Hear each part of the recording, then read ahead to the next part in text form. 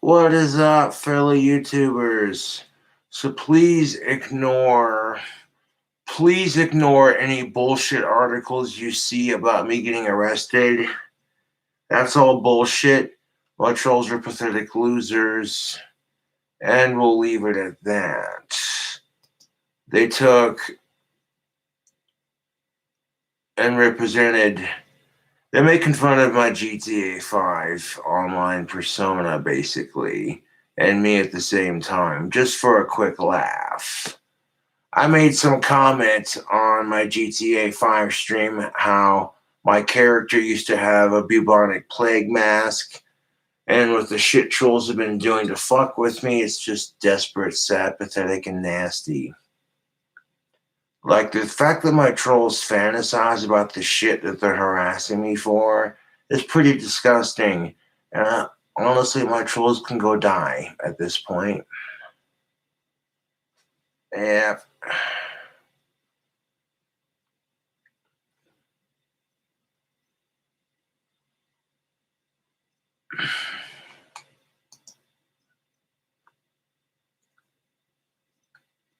Doing just fine, punk rock.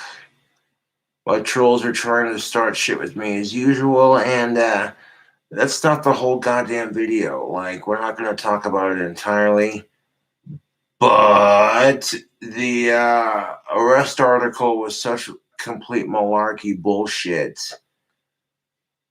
My friends invite me over for a beer, so I have a couple beers. Then I come back and people are texting me a bunch of dumb shit. They're just like, "Oh my god, Cobra, is it true?" And then some asshole texting me, "I bet you won't go live because you got arrested." And I'm like, dude, I didn't get arrested for shit. My trolls are dumb as fuck. And speaking of dumb as fuck, we're going to do a video response. There was a woman who literally used racism and the struggles with it as a platform to man hate. And you may not like the person that I'm responding to, but when you see the video, you're going to be like, God damn it. I may interject at times to say my piece like I normally do, but this is your typical video response.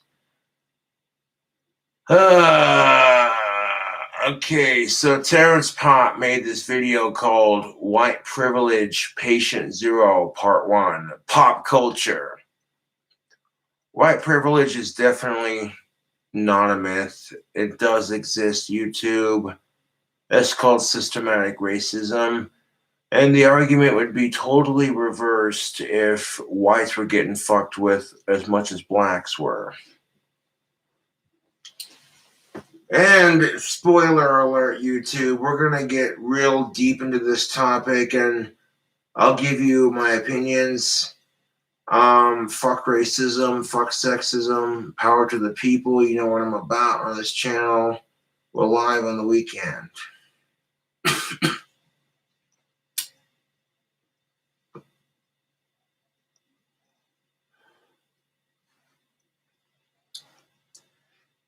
Now, there was a college professor, you know what I'm saying, who quite literally used this entire thesis that was written in like 1988 as an excuse to man hate. But white privilege is most definitely a thing, YouTube.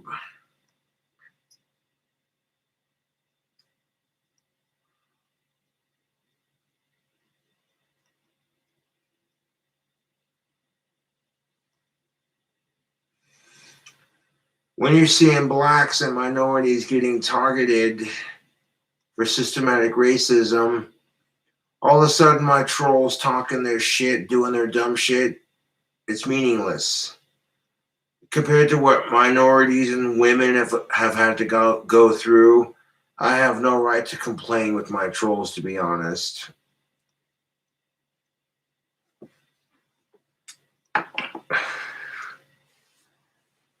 I mean, some of these people have faced centuries of oppression, and if I'm sitting here whining because a bunch of internet keyboard retards are harassing me with no life, I mean, shit. I go to a friend's house and drink some beer and come back and catch a buzz and do a video. Ooh.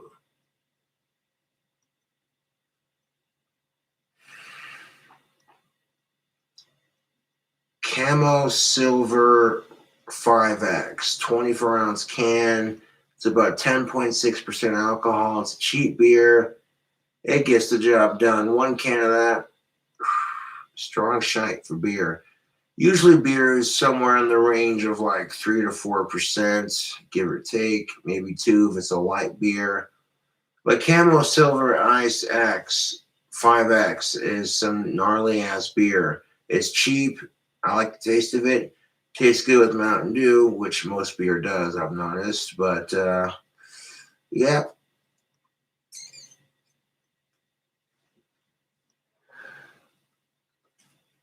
So if you see any bullshit articles about me getting arrested, just ignore it. My trolls are beyond pathetic, to be honest. But Terrence Pop made a video. Excuse me.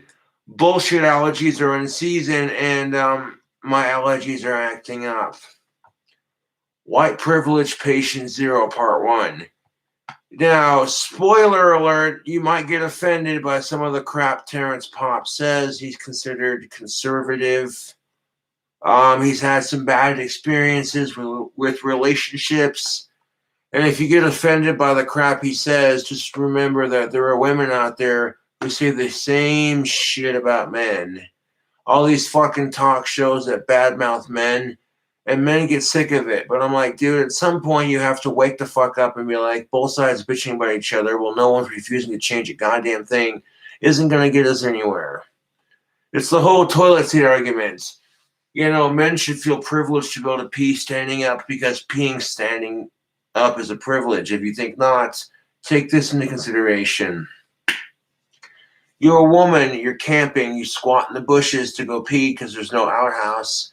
Your vagina brushes over some poison ivy, and the next thing you know, your coochie starts itching, and lo and behold, you're thinking, was it the last asshole you slept with? Is it a vaginal womanly problem? No, you brushed over poison ivy. Great.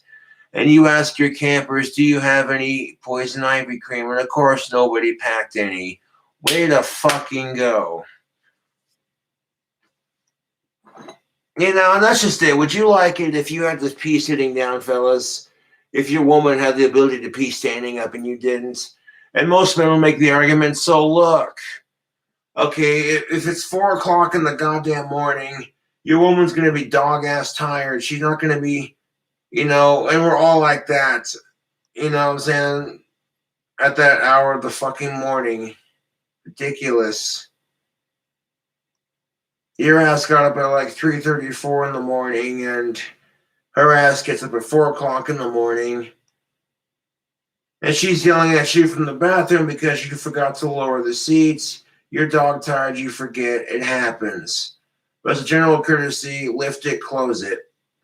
It's one less argument to have with women, and that essentially would make your life easier, but sometimes women are hard to please, so let's not even get into that crap. I got mad respect for women, and this isn't a gender relations rant. This is a racial equality rant. This video may come off as controversial. It may offend some people, but I want to just tell it like it is to a degree. I'm not going to be an asshole. Fuck that shit.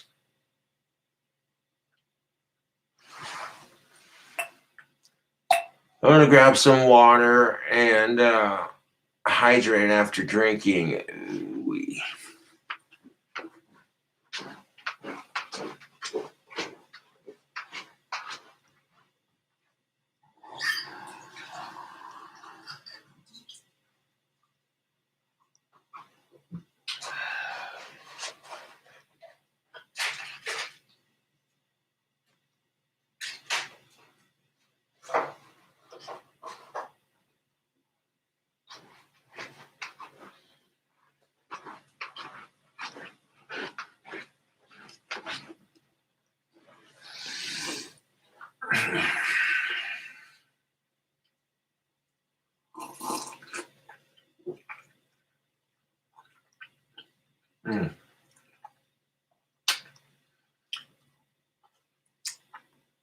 Took a bite of a brownie there. Get a little sugar rush going.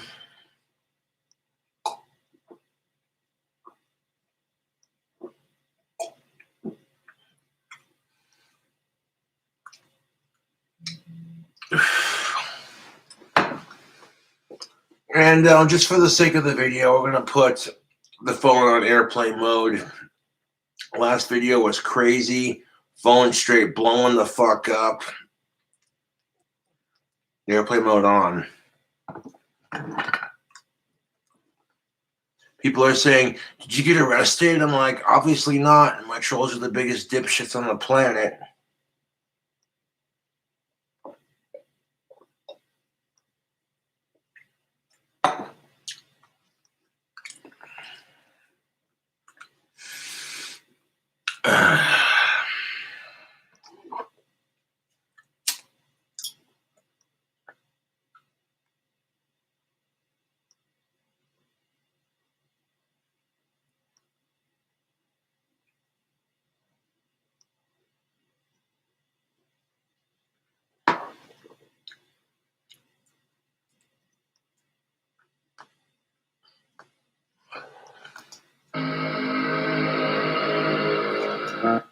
Oh, I didn't see you there. I thought you were done staring at my ugly mug, so I brought you this one. And speaking of mugs, we got some cool merchandise on customizedgrow.com. And you can get your drink combination on one of these sick coffee mugs. I got one that's made out of metal. You can also pour coffee in it. It's got the Cobra Cult symbol on the back and the Cobra Craft Handmade Wands logo on the front. You know what I'm saying? It's a non-breakable cup with the goodies on it. It's fan merch right there. Speaking of mugs. Yep. I'm not even going to try to say the company name that makes this because y'all know I'm as lexic as hell. But you can check the links in the description and buy one for yourself. Patriarchy, building civilization for 5,000 years and counting. If you want to drink deeply from the cup of expendability, well, that has to do with a different conversation entirely, which is the whole because men and women are born into certain things, the whole genetics argument, which we're not even going to get into right now. This is a good start. Did I say expendability? I meant to say truth. Because men and women, when they were first born as human beings, men were born with stronger upper strength. Therefore, it was just automatically expected that the male species would protect their woman, protect their young, and hunt and gather for their woman. And women, in the same respect, would gather berries and whatever they could. And they did what they could to survive as a species and progress. But these days, if a man goes out and gets a job, it's all good and groovy. Women do it, it's all good and groovy. However, if men decide to be the stay-at-home type, they get chastised for it as being lazy. Well, if women decide to fulfill the stereotype that is being a stay-at-home mom, what? Nobody says shit, and it just shows you the sexist undertones in our society.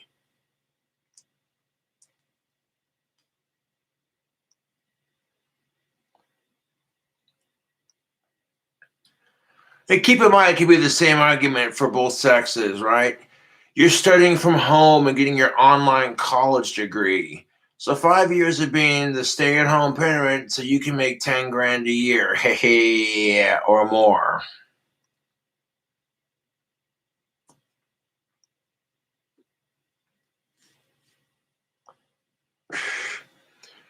Congratulations, you have now become a part of the system. You're stacked up in student debt and you have kids that don't appreciate you. Here's your prize, absolutely nothing. You can go fudge yourself.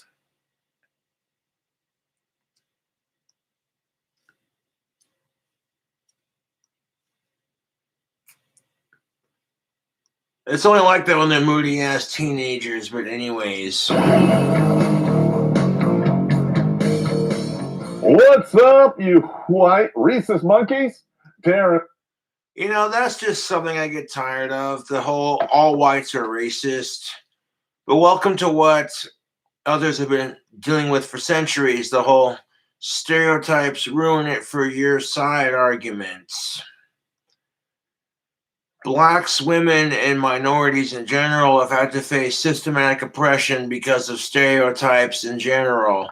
So if white people are getting pissed off because all whites are being seen as racist, well, talk to the assholes from the 1950s. Oh, wow. Let's pop here, redonkulous. At the same argument, though, people who are born into a society where people are more tolerant, but at the same time getting blamed for shit white people did 50 plus years ago seems a bit unfair. But you want to talk about unfair, people getting sprayed with a fire hose because of the color of their skin. So, boy, this video is going to piss a lot of people off and make a lot of people think. And I'm approaching this topic as delicately as I can. .com. And returning from a weekend of sticking my salty pretzel in the chocolate fountain, I'm Toxic Male. Bad Pop showed up today. We got bad news for all you sleeping woke tards out there. Because the idea of being woke and informed, you get called a woke tard, just another millennial fucking term like reverse sexism. Now, let's just say, for example, and this is just a hypothetical, mind you, but let's say the society around you says 2 + 2 = 8, but the woke tards are telling you it equals 4, and then come to find out 2 + 2 = 4, and now you're being insulted because you find out the truth. At the same time, people are trying to look for the craziest theories to make this happen. Just because you're woke on an issue doesn't mean you're right.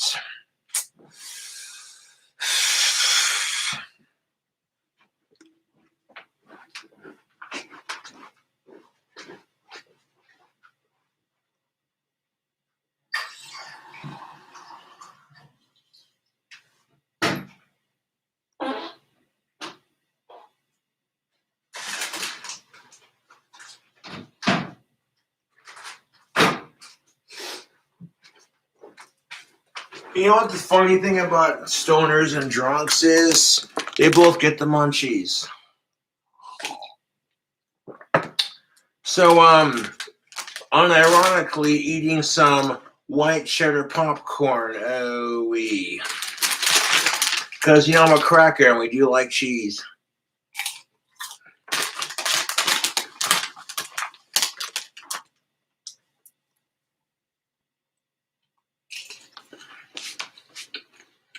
Turns out, everything you were taught in school is a goddamn lie. What's even funnier, everything you're taught in school was a goddamn lie. Like marijuana is a gateway drug. If you take an aspirin for your goddamn headache,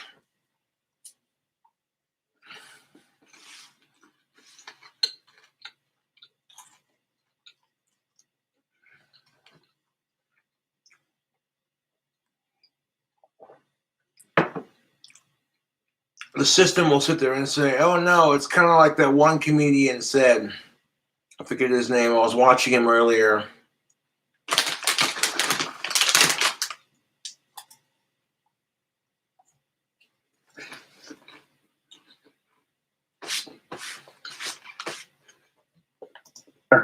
you believed it, and you actually paid for it. Oh my God. Lawsuits against critical race theory? Well, they're popping up all over the country. Lawsuits against critical race theory. Well, let's talk about race baiting for starters. Because this popcorn is white and it says white cheddar, there are going to be people out there calling me a racist because it says white cheddar on it. Never mind the fact that cheesy popcorn tastes good and people looking for an excuse to get pissed off over nothing.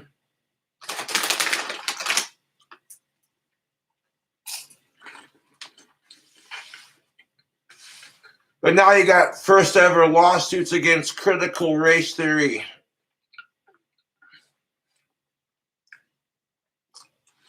Here's something else that they don't want you to know. The Irish and the Scottish were also slaves, but the only difference is, like I said, they chose to come to this country. They were not forced to come here like the blacks were. African Americans were sold off by their tribe leaders to white English assholes. You know what I'm saying?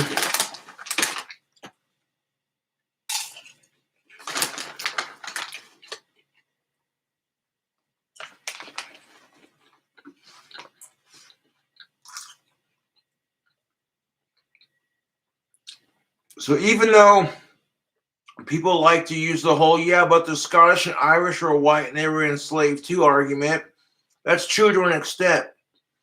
They were getting harassed by the people they were with overseas, so they immigrated like anyone else to this country to make a better life for themselves. That's why terms like redneck are considered offensive, because the Irish and Scottish their necks become sunburned from being enslaved in the hot sun just like anyone else. And the left doesn't want you to know about that. Why do you suppose that is? Because it doesn't fit the narrative that whites are supremacist assholes and everyone else is just oppressed. Well, here's the thing of it. Racism exists on all sides. I hate to be that real with it, but it's the goddamn truth.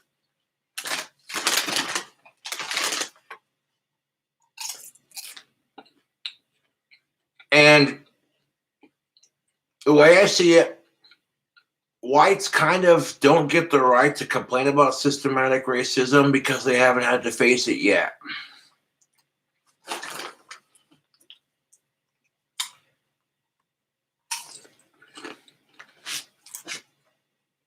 Great, because I'm not sure if you got the memo, but it's 100% weapons grade bullshit. It's just another BS fairy tale concocted by leftists so they can pretend they're good people. And put money into the pockets of racists with worthless college degrees.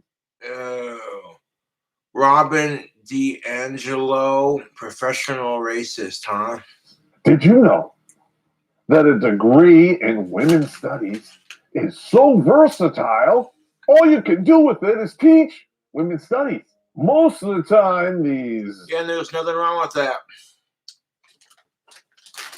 Getting a degree in women's studies, there's nothing wrong with that.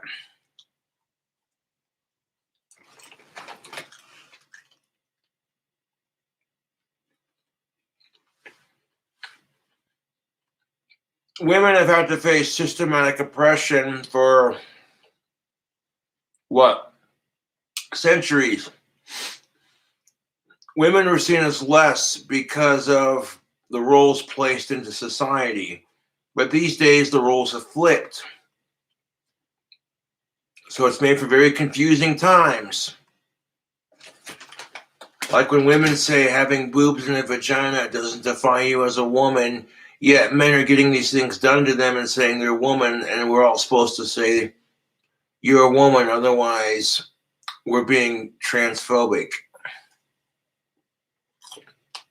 Which, to a degree, if you go out of your way to harass them because they're trans, then yes, you're a transphobe.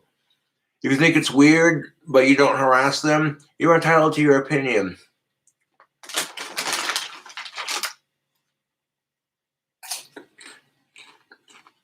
The educated idiots graduate college with only two things to show for it. 6 figures in student debt and every type of herpes kind of syphilis there is.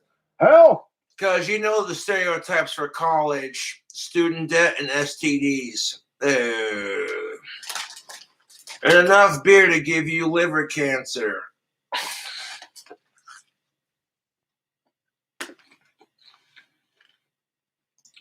that's a bargain at any price. Their brains haven't just been washed, they've been scoured, bleached, and hung out to dry.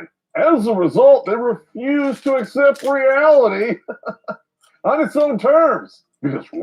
Because maybe for women to appreciate the rights they have now, they have to acknowledge the women's suffrage and what the fuck they've been through.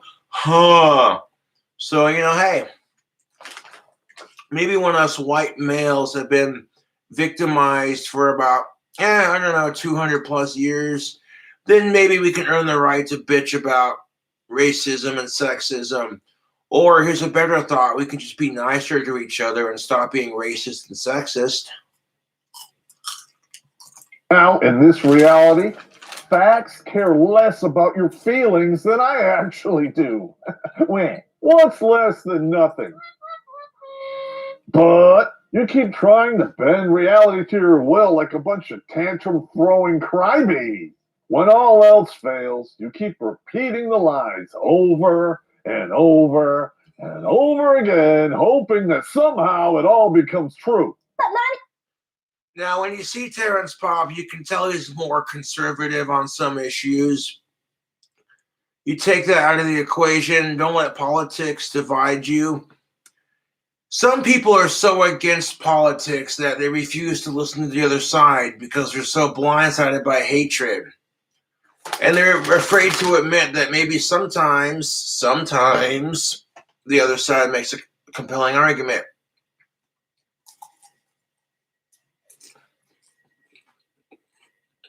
Mommy, I'm a girl. No, you're not. You must have got up early to beat me to the punch here. Yes, I am. I even did a period. I'm sorry to break it to you, kid, but smearing strawberry jam on a maxi pad, a period, does not make. You want ants? Yeah, exactly. You pulled up a screenshot of Joe Biden's transgendered Secretary of Health aficionado that, I'm not sure, I forget how that goes, but you know the one I'm talking about. No judgment here, man. But it seems like you're just doing it for brownie points, not because you actually give a Well, I'm not here to pick sides.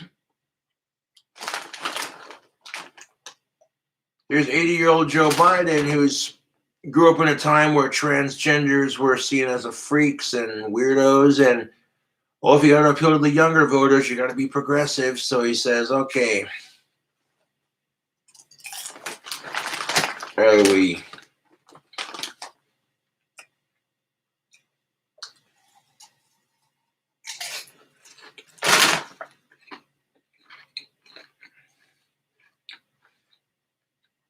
And the fact that it is, whether you like it or not, the agenda is being forced down our throat.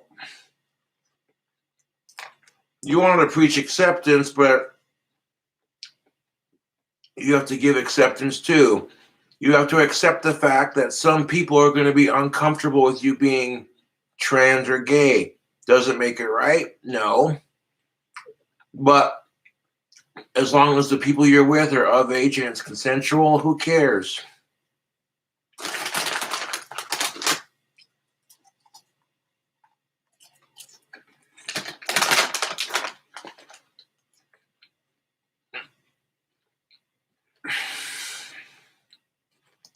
Because that's how to get ants in your pants. Screen 5.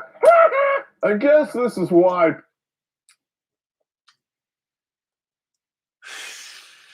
people still believe in white privilege. Oh my God. You ever want... Oh my God, he says. 2 words. George Floyd. Black Lives Matter. Some lives matter. Blue lives matter. Red lives matter. You can't say all lives matter. It's insensitive.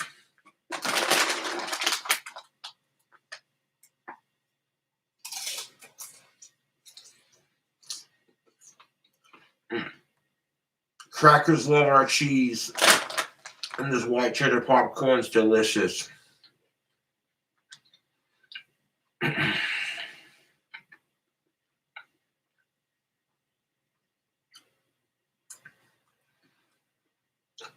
Now you want to say, "Oh, brother," or make arguments like that, dude? Come on, man. If the Scottish and Irish were sold off by their clans, tribes, like the Africans were, it'd be the same argument. But that's not how it happens.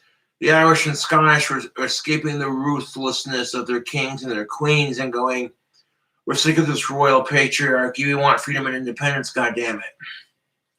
As they said in Braveheart, freedom!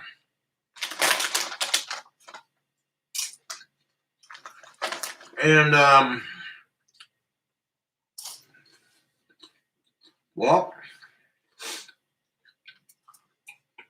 there are two sides to some of these arguments. Not all. Now, for some white people, it may feel like, hey, wait a minute. They're not going to focus on the oppression that the other person had to face. All they see is they're being oppressed. Not, oh, hey, they're being oppressed because someone else was oppressed. And the other side's going and oppressing them because of the oppression. And this happens when you have sexism and racism. Unfortunately, it exists in all genders and all races.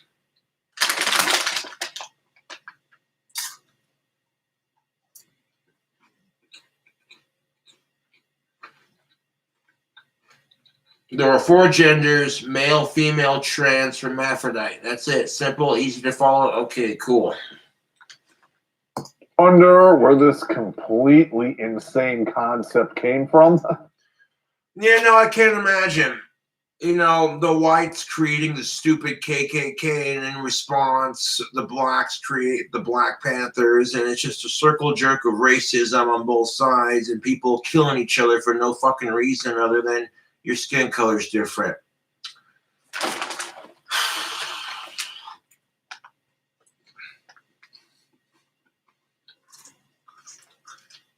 But you know what?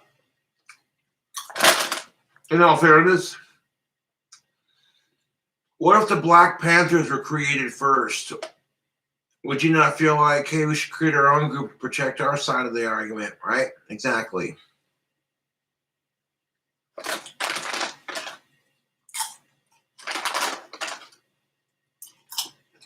You know, the KKK leader calls himself the Grand Wizard. I'm like, Avada Kedavra, fuck you, asshole.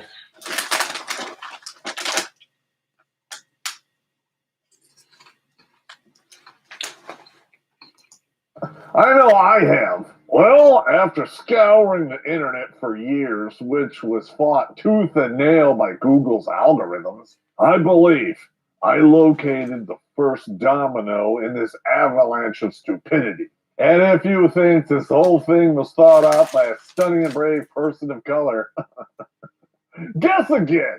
We're going to show you the receipts in just a minute, but first pour yourself a menagerie of booze and get yourself ready for the bad news.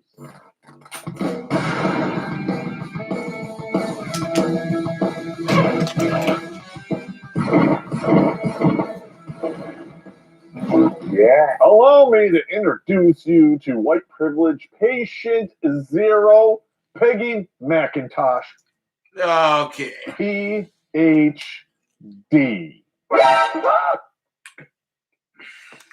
Okay. So there's a woman by the name of Peggy McIntosh who wrote a paper in 1988 about white privilege, and she basically used the whole racial argument to man hate. And if you think I'm being an asshole for saying that, just look for key words in her speech.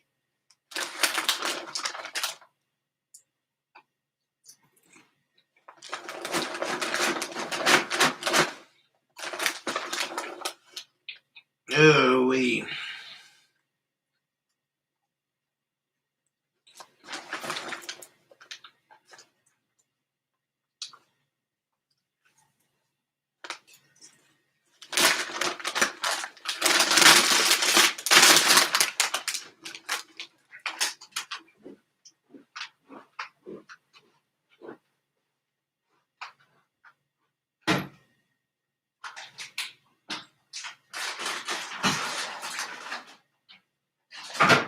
I have no control over what's on the graphic of said popcorn bag, but regardless, that's good popcorn.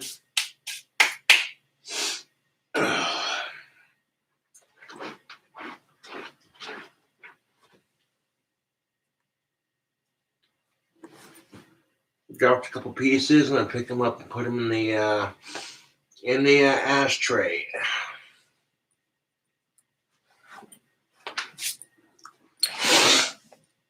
Oh my God!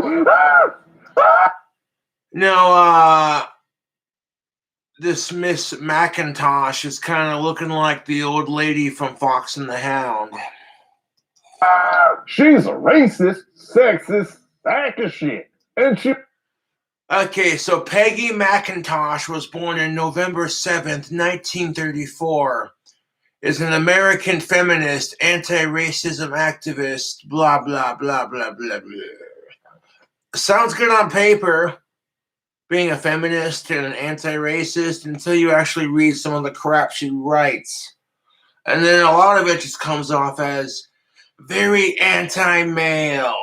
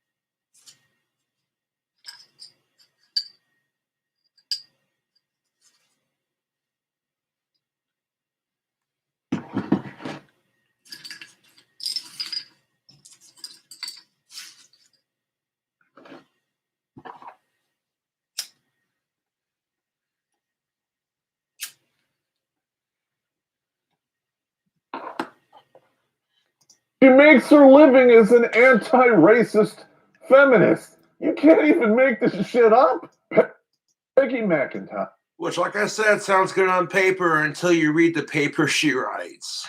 Has made a career out of lying to minorities and women in order to keep them subservient to the same system that they want to smash. What? Which at first you're thinking, wait, what? Peggy McIntosh is keeping women subservient to the system that they hate? Well, think about it logically for a second. If the narrative is all men are pigs and women are always oppressed, then women are going to systematically feel like they'll never be good enough to achieve. And when that happens, they're kept in place by the fear of their male overlords.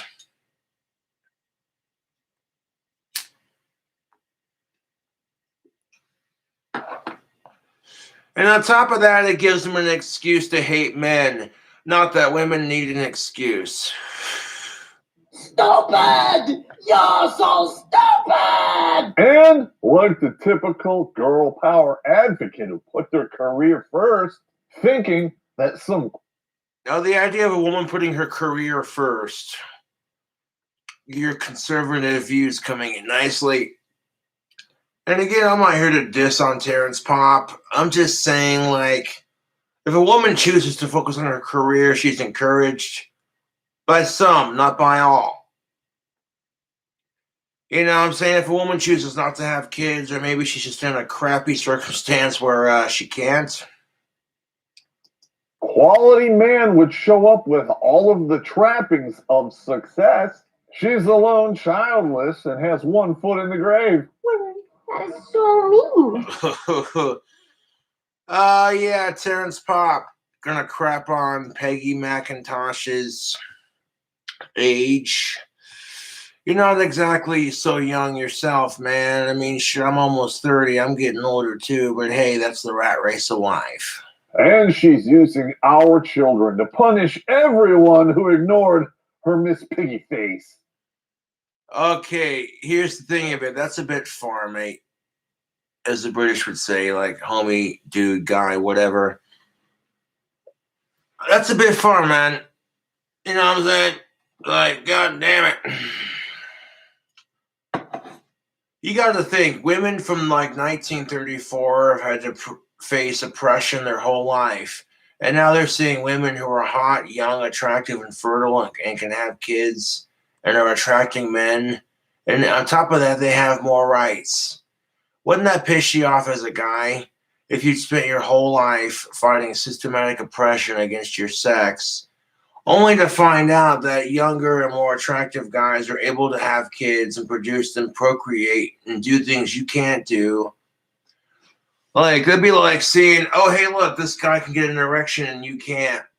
And on top of that, his gender has more rights than your generation did. Oh, doesn't that just suck? So when people hear you bitching about what pigs men are, or excuse me, in this case, when no one says, well, that's not, people look at you and go, that's not how it is anymore.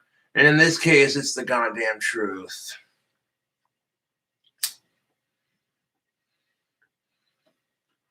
Women from 1934 have had to face sexism their entire life, and now they're seeing a bunch of younger and much more attractive women who have more rights.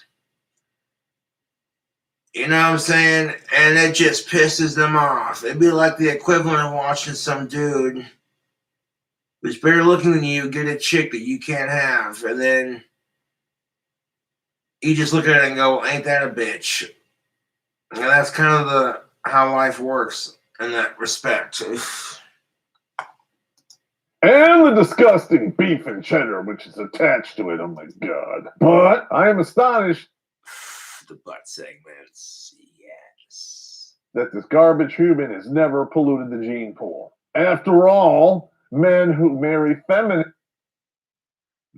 end up marrying feminists end up the happiest, according to Amy Horton archived.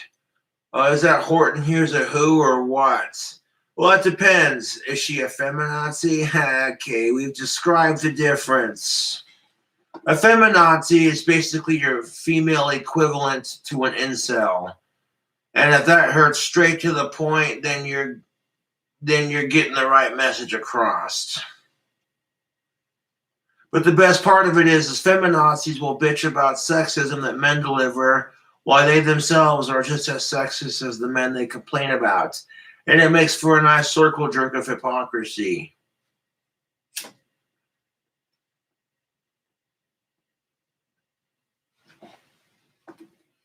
well, they wind up the happiest, right, Miss Horton?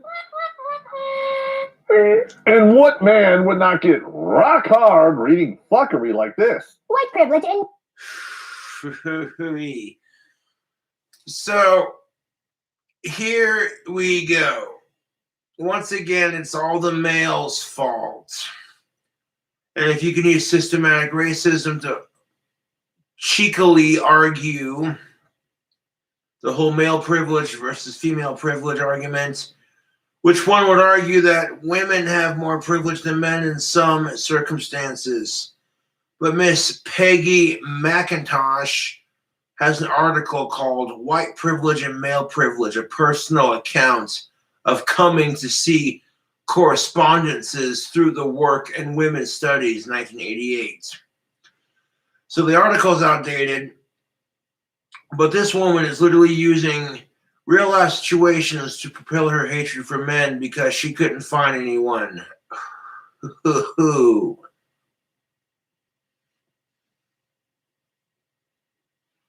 She's literally taking subjects like women's studies and using it as a leverage to fuel her hatred for men, which respect is a two-way street. Men are chastised for supporting women's rights. They get called a simp or just a pussy kisser. You're just trying to get laid. Women who support men's rights get called weak, or you're not a real woman, and quite frankly, it's just unfair. But let's see what this article says.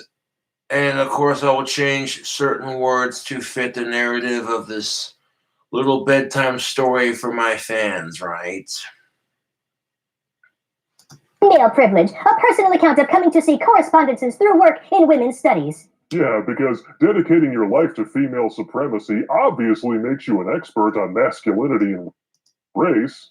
Space Ghost. Oh, yeah, because dedicating yourself to female supremacy makes you an expert on male privilege and racism. Oh, exactly.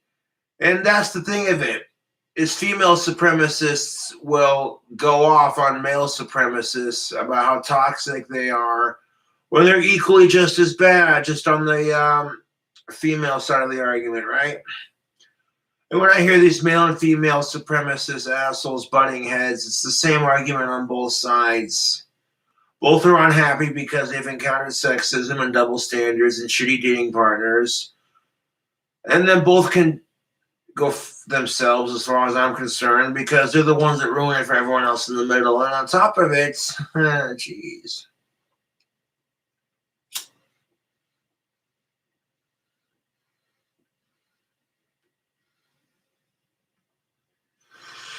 You bitch about the problem, but you don't do anything to contribute to it. Instead of going, hey, maybe it's me and men in general and not just them. And women going, maybe it's not just them, but women in general kind of thing. Generalizations and assholes fuck it up for a lot of people. The assholes ruin it for everyone. And here's a classic example of that. Because at first when I heard some of the things, like I saw the video, I'm like, oh God, what the hell is Terrence Pop getting into? And then after watching the video, I had time to mull it over in my thinking meat, and I'm like, you know what? Considering that this woman is growing up in that Peggy McIntosh is growing up and was born in 1934, where women had no rights, all of a sudden her article makes sense.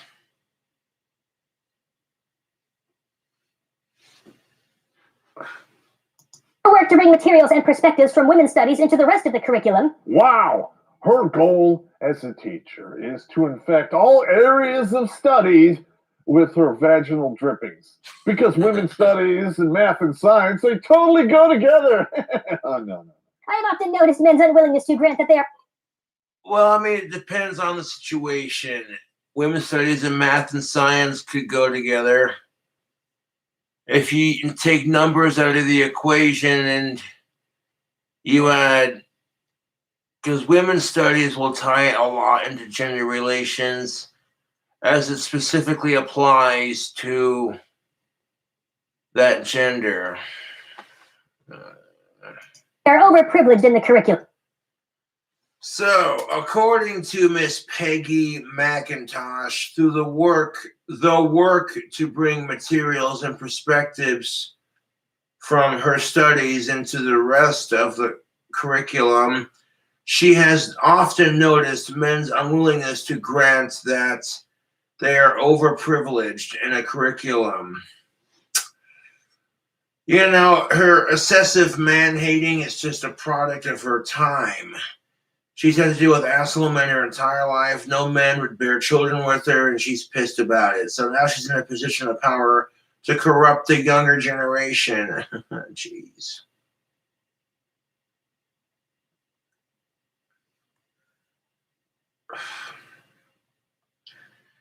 And to be fair, if men were using men's studies as a leverage to crap on women, women would have the biggest conniption fit about it, and you know they would.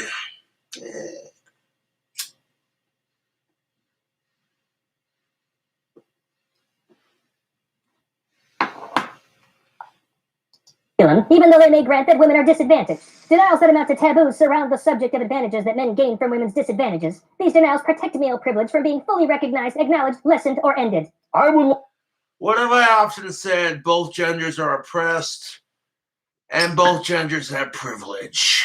Like proof of male privilege for 400, Alex? Oh, there isn't any? Shock. I don't hear women complaining about female privilege, especially when women are totally allowed to hit men, regardless if men are the ones causing it or not.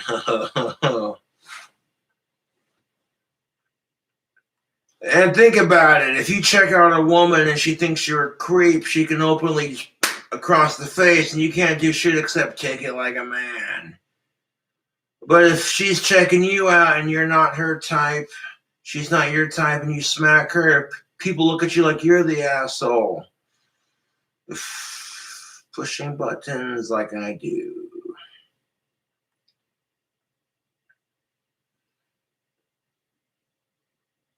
I mean, if women are being super creepy towards men, you can't just smack them. That's just not cool. That's messed up. But if men are being super creeped out by women and that woman's giving him super creepy ex-girlfriend vibes, he can't just open hand smack her. He gets chastised for it. And that's a different discussion for a different video. Sure. Want to smell it? No. I think it's not. Thinking through unacknowledged male privilege as a phenomenon with a life of its own, Thinking through unacknowledged male privilege as a phenomenon with a life of its own, she realized that since heretics in our society are interlocking, that there was most likely a phenomenon of white privilege that was similarly denied. And here's the thing of it. The same argument can be said for this whole white privilege argument. People of minorities and what have you are growing up with more privilege than their ancestors had. Could you imagine if Rosa Parks was still around and her grandchildren were bitching because some white asshole copied their hairstyle? She'd be going, child, you don't know how good you have it.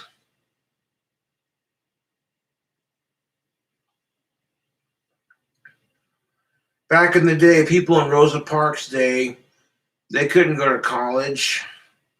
We're living in a time where a black woman can be vice president, and she's not even like African American black. She's different kind of colored.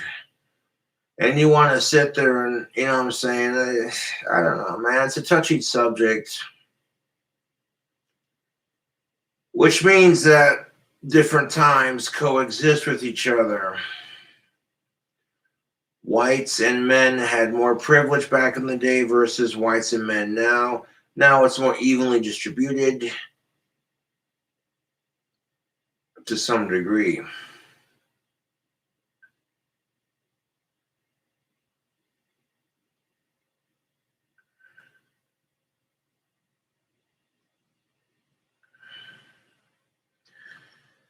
And as she got older in this system, she started to feel guilty like a lot of white folks do.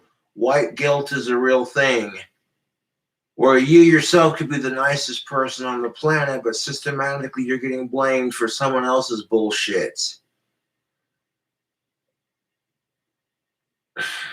Because she writes, there was most likely a phenomenon of white privilege that was similarly denied and protected, but alive and real, and its effects as a white person. She realized that she had been taught about racism as something that puts others at a disadvantage.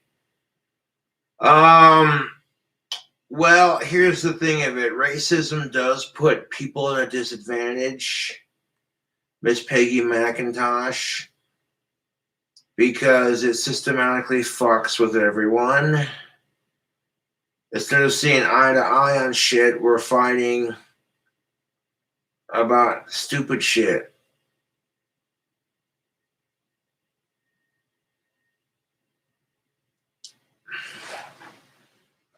Realized that since hierarchies in our society are interlocking, there was most likely a phenomenon of white privilege that was similarly denied and protected, but alive and real in its effects. Which I will not go into here or even make.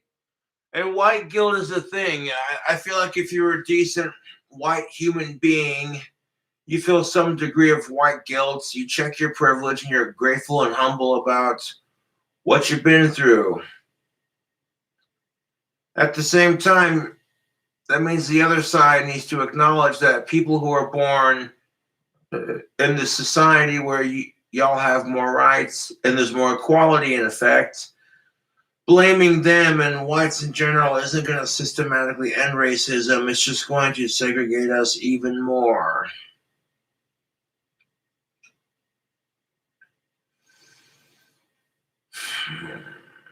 This video is 32 minutes long. Make an attempt to prove that they actually exist. But If you don't believe me, well, you're just proving my point, right? she sets this up as the perfect logical rim job.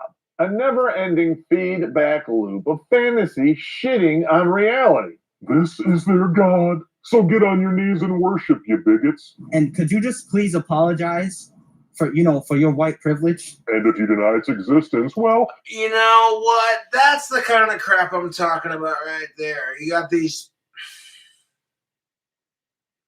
This is just it. Women and minorities have had to listen to their elders bitch about the crap they've had to go through for centuries and for generations. So now they're taking it on people who are just ordinary folks who are just trying to live their life. So now whites are being oppressed, and if you call it out, you're a racist asshole. And to a degree, that's true because whites are not as oppressed as blacks and women have been oppressed.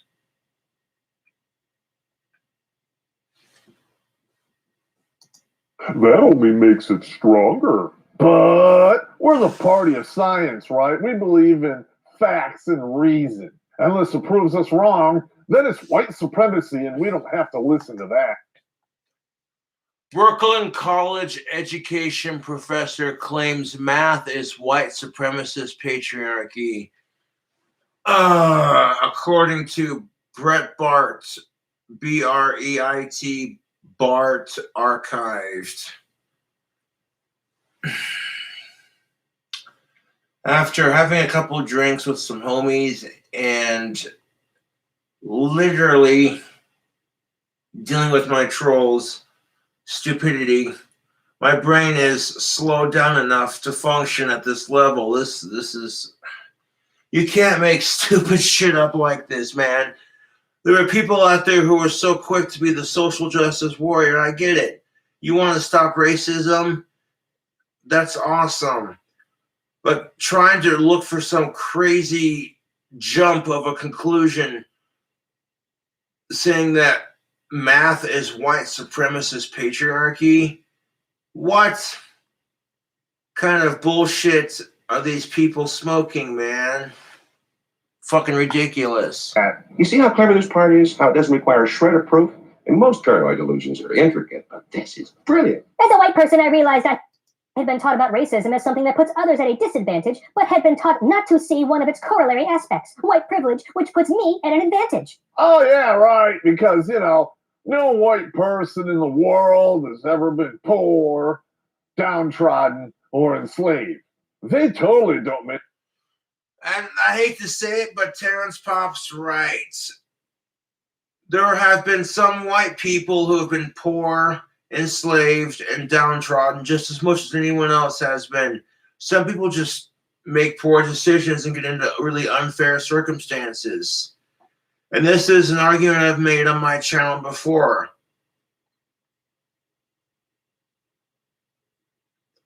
If you have a white person growing up in the trailer park with drug-addicted parents and a shitty life, and you have a black person growing up in the ghetto with the very same circumstances, both of those gentlemen or gentle ladies say to themselves, I'm not going to live my life like this. I want to make a better life for myself.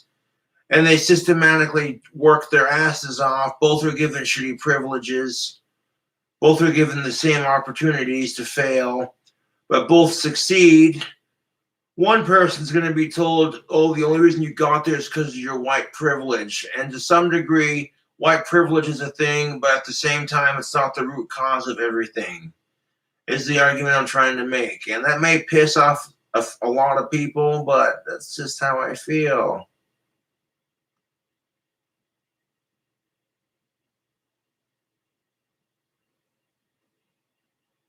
You know, you look at white privilege or the bigger issue, which is a society that systematically says they're going to place men and people of a certain color higher than others so that they can squabble while the elite and the rich can fuck with us. If people are pissed off fighting with each other over political differences, religion, and systematic racism and bullshit, well, dictatorships aren't hard to achieve when the system's got you fucking fighting with your neighbor about whether you support abortion rights or not.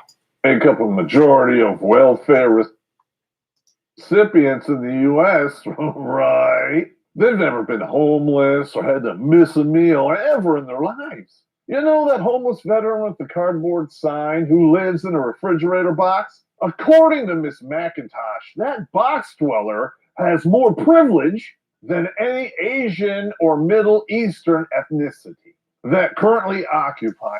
Statistics are statistics, and they change over the course of time. The following data is from 2019 American Community Survey. Indian Americans would make about $126,705.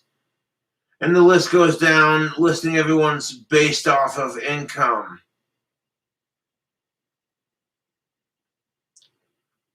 And unfortunately, there are people who are systematically placed into crappy situations. If I won the lottery, I would make a difference with the world and try to end world hunger and homelessness if I could. Believe me, I would. You know what I'm saying? And there are certain situations where it's just like, what can you do? And I hate to refer to the Buffalo Wild Wings story for like the bazillionth time.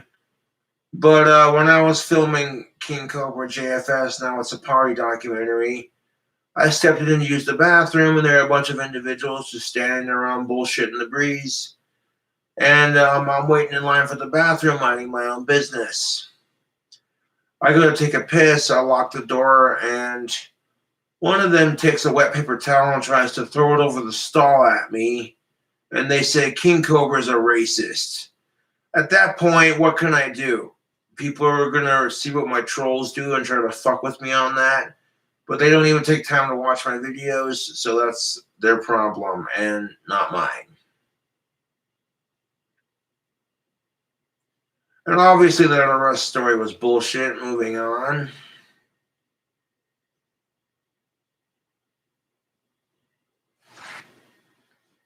By 9 out of 10 of the richest demographics in the United States. And unlike her, I brought some receipts.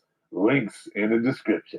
I think So watching the video White Privilege Patient Zero Part 1, Terrence Pop. It's on the Pop Culture channel if you want to check it out.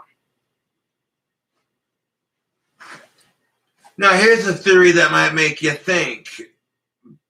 Miss Peggy McIntosh writes that she thinks whites are carefully taught to not recognize white privilege as males are taught not to recognize male privilege.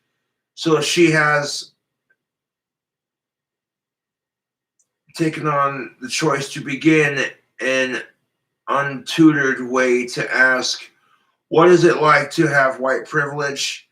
This paper she writes is a portrayal record of her personal observations and not sorely analysis or analytics. It is based on her daily experiences within her particular circumstances, which, to be fair, each person's story is different.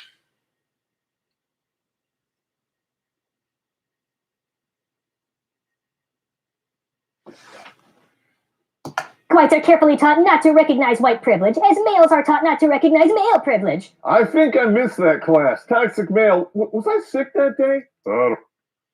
Yeah, males are entitled to privilege just like women feel entitled to, the princess treatment.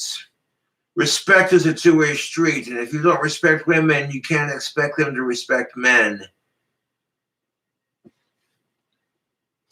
I don't know. I think that was the same day as that class where they teach boys to rape. I think I skipped both of those so I could go get high. Winning. Now, Timmy, don't you dare pay too much attention to that privilege, because if you do, it might just go away. So I have begun in an untutored way to ask what it is like to have white privilege. Here we go. This paper is a partial record of my personal observations and not a scholarly analysis. It is based on my daily experiences within my particular circumstances. Boom goes the dynamite. This is like shooting yourself in the foot with a bazooka. And no, I am not making this up. I will put a link to the entire paper in the description. But I have to ask, do we have to debunk this now? Because she kind of did it for us. Just given how destructive and pervasive this mindset has been to our country and its race relations, if I had told you just 10 minutes ago, would you have believed me if I said that this entire idea of white privilege was concocted from the anecdotes of a postmenopausal lonely white hag? Yeah. Oh.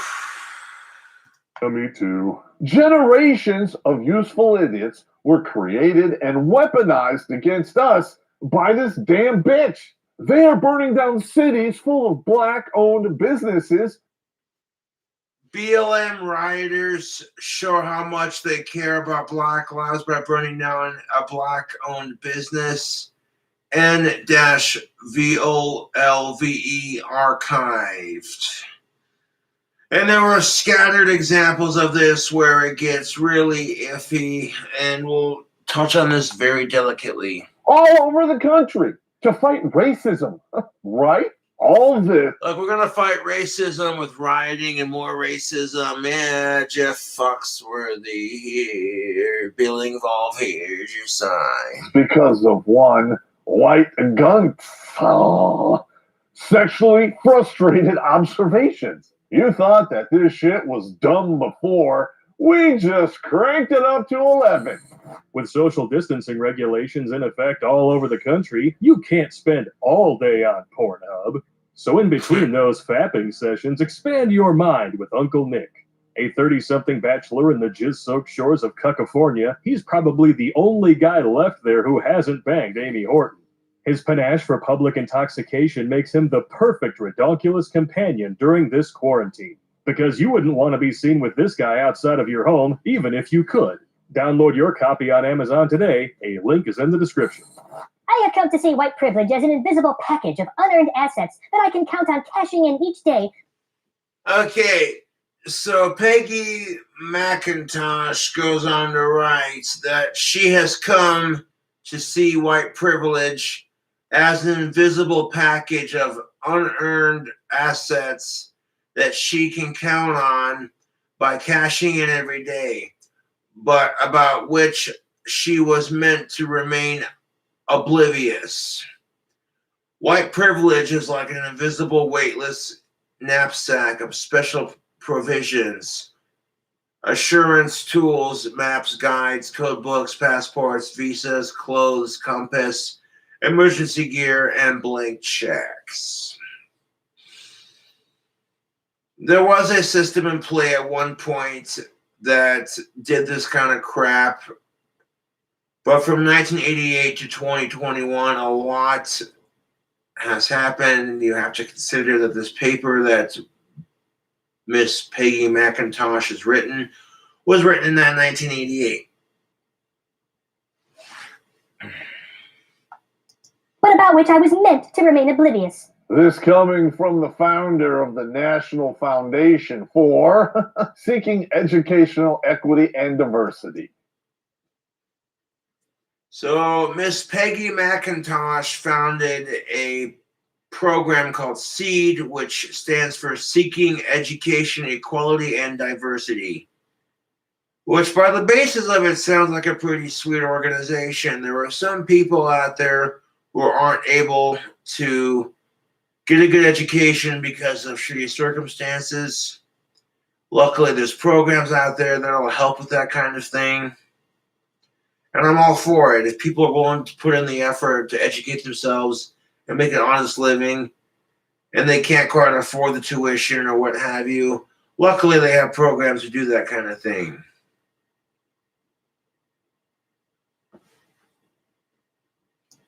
That's right, equity, the keystone of socialism. In other words, anyone who's below average on that bell curve will become the immediate beneficiary of unearned assets. The irony on this is through the roof, and the only one who doesn't see it is Peggy McIntosh. White privilege is like an invisible weightless knapsack of special provisions, assurances, tools, maps, guides, codebooks, passports, visas, clothes, compass, emergency gear, and blank checks. Oh, absolutely. I'm wondering why I didn't see this before. I'll be right back. I need some more booze. Oh, yes, it'll be $12, please. Oh, you can't. Okay.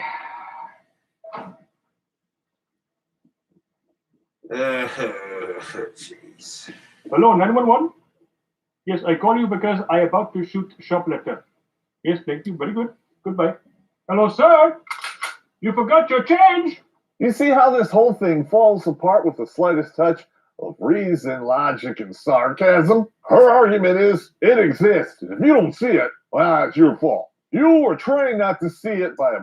The argument does kind of exist, but at the same time it doesn't. And I kind of talked about that by saying what I said earlier. Women like Peggy McIntosh, who were born in 1934, mind you, have had to face their entire life of systematic oppression where white men had more privilege. So this paper and thesis makes sense because it counts and dictates basically what she's seen in her lifetime and what she experiences with her colleagues at work and that kind of thing.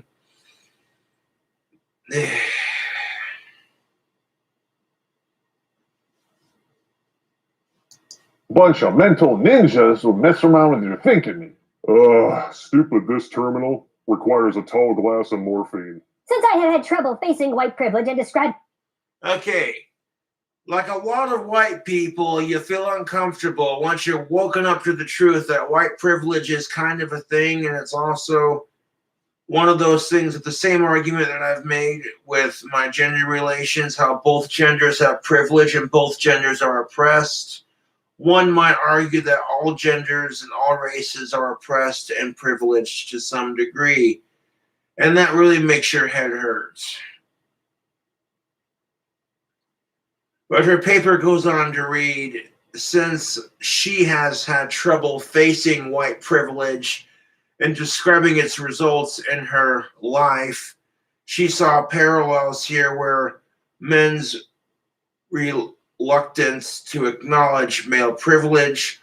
Only rarely will a man go beyond acknowledging that women are disadvantaged to acknowledging that men have unearned advantages, or that unearned privilege has not been good for men's development as human beings, or for society's development, or the privilege or that privilege system that might ever be challenged and changed.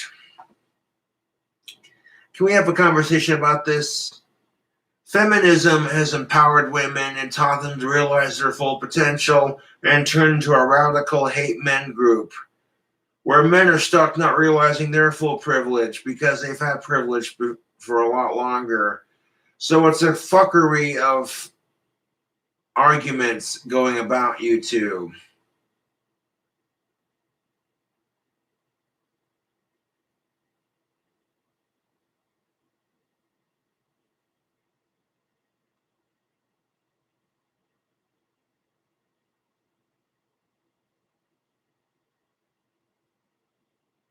Fuck the trolls. So this is an argument where kind of like both sides are right, and it really infuriates people to a degree.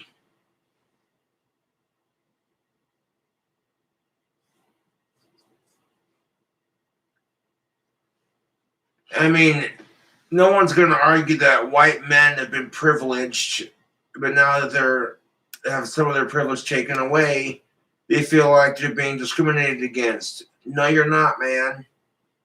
Yeah, at the same time, there are people who have been fucked with and spent their whole lives hearing their elders talk about the oppression that their people have faced, and lo and behold, That systematic hatred for the other side comes from the experiences being shared by other people, that kind of thing.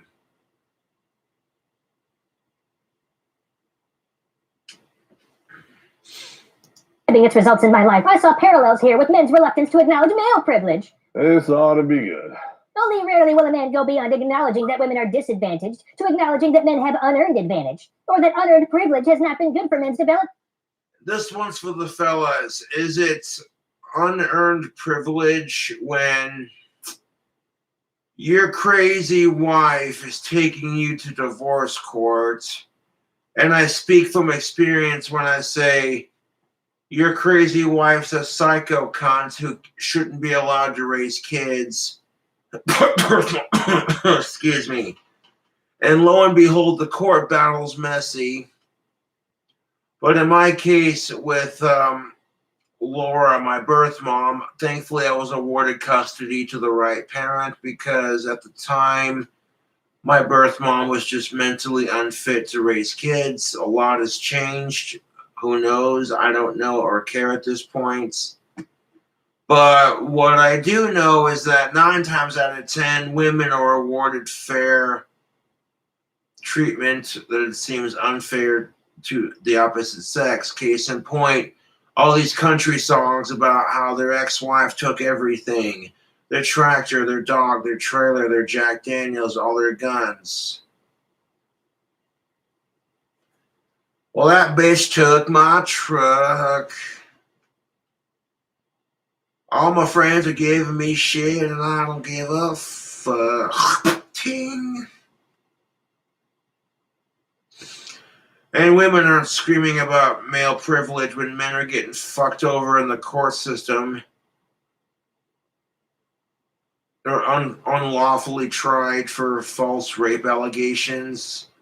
Or when they rape men and get away with it because all men want is sex and women are the gatekeepers of it. So how is it rape? Jeez. Because women are the gatekeepers of sex, which is true, but the stereotype all men want is sex is bullshit. And because of the truth and the bullshit mingling, this is why it's never seen as rape for us boys. And then on top of that bullshit, when you get women who lie about crap like that, it just credits women who actually have been through that crap. So it just a real shit show of bullshit all the way around. As human beings, or for society's development, or that privilege systems might ever be challenged and changed. How about this? You prove that men are privileged, and you provide some facts and evidence, and perhaps we'll get out of the way for you. You want to prove that men are more privileged and that Cobra saying the whole women have been oppressed for centuries arguments? Watch a documentary about Vlad the Impaler. I watched a documentary on Dracula. A poor farmer, his wife is sewing clothes for him. Dracula literally says, "Farmer, why do your clothes not fit?" And literally the farmer said because his wife is sick and she is in poor health. Instead of being sympathetic and being like, "Oh, I understand," Dracula, the sick fuck, impales the poor farmer's wife and then forces a marriage with the farmer and the neighbor's daughter or some shit. And nobody says, "Hey man, that's a little fucked."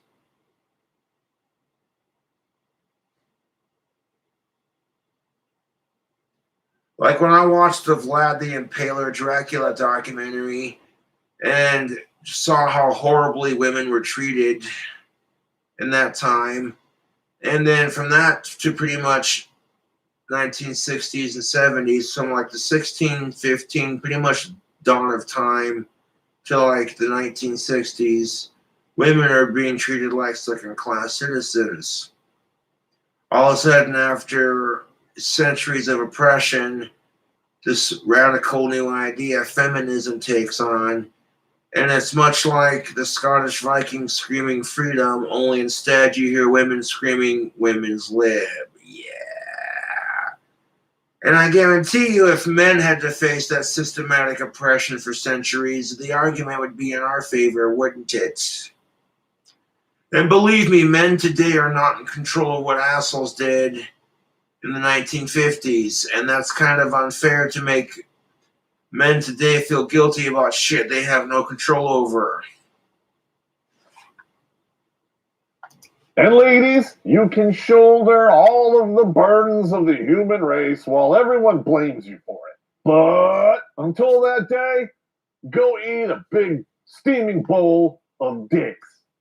This is where people are pissed about this. Like I said earlier, men today are getting blamed for shit that men did yesterday. Men today who are decent guys are getting blamed for shit that men did 50, 60 years ago. And now they're being systematically oppressed slowly but surely because of the crap that people did 50, 60 years ago. Most of the racist asshole old farts that were dicks to people back then, mainly women and minorities, are now either really old, senile, or possibly dead. So they can't punish them for it. So instead, it's become an all-out hate the men kind of movement thing. And then just like, why? I grew up with certain relatives who taught women's history. I grew up in a respectable family. So when I see my gender and my race getting fucked with because of all the shit other assholes are doing, I think to myself, well, I'm not like them. That doesn't represent all of them. And systematically, this kind of crap happens to other races too, if you catch my drift. I'm not going to be racist about it because you know what I'm getting at. Women are not disadvantaged in the West. They have more legal rights than men. That is cold but true. Women in a Western society are not disadvantaged. They have more legal rights than men. That is the cold but unforgiving truth. Men in a Western society are treated like condoms. They're used and disposed of. Whereas women in a non-Western country or third world country are treated like animals. So it's pretty oppressing all over the world, and somehow I think, why can't we just have gender equality and racial equality all over the world? Why does it have to systematically be like, oh, the West has it better, but these people don't? So when women in the West are getting pissed off because some guy said, hey, baby, nice tits, but then she's clearly showing them off because she wants men to notice and because she wants to dress comfortable and feel sexy. And you want to bitch about oppression, but there are women in the Middle East who aren't even allowed to show skin. It's 108 degrees outside, and if she shows her ankle, people chuck rocks at her.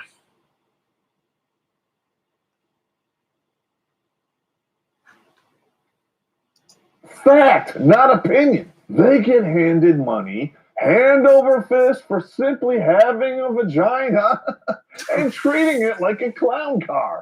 Are you employed? That's an unfair stereotype for women. There are a lot of single moms who need financial assistance. And lo and behold, they work their asses off and have regular jobs. And sometimes the extra help doesn't hurt. But there are some real slags who take advantage of the what I like to call the motherhood system.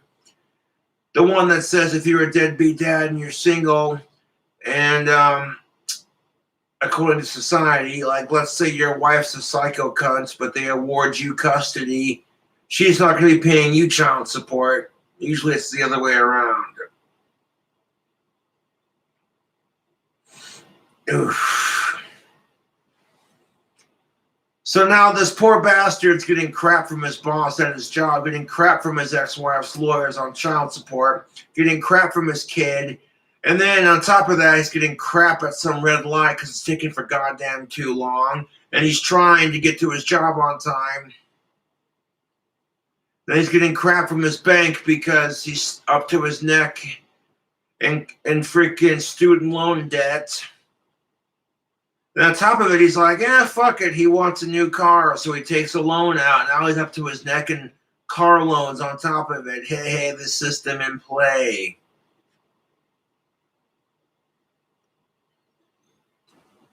So by the time he gets done paying his ex-wife for child support, while she gets railed out by some other dude and doesn't give a fuck about her kid, by the time he's done paying off all the loans and everything else, all he's left with is a bowl of ramen noodles and some water for breakfast, lunch, and dinner. Jeez. You know, if women got treated like this in the court system, you'd never hear the end of it. There'd be picket forks and pitch and signs and all that, torches, pitchforks and all that. There'd be women in the street marching women's lib and screaming it to the hills and back, and they get what they want. You notice this, right? If women bitch, they get what they want. That's just how the system works. If women act crazy and psychotic, they usually get what they want because men don't want to deal with it. But if we act psychotic, we're the typical violent male. And really, psychotic behavior should be seen as troublesome on both sides.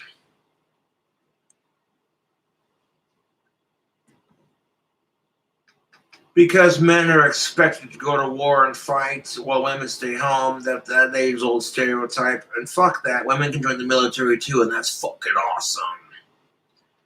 You know what I'm saying? But, yep. Moving on with the video. So here's a stereotypical, what you would call, abuser of the system.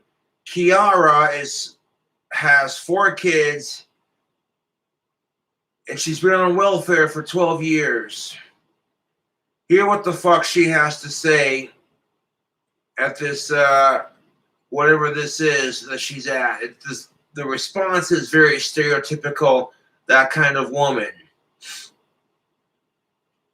So, like, she has a kid with you, cheats on you, convinces your kid to hate you, and then on top of that, fucks another dude while she forces you to watch the kid, and then demands you give her a ride to her job the next day because her car's out of gas because her cheap-ass boyfriend won't give her gas money. Yep.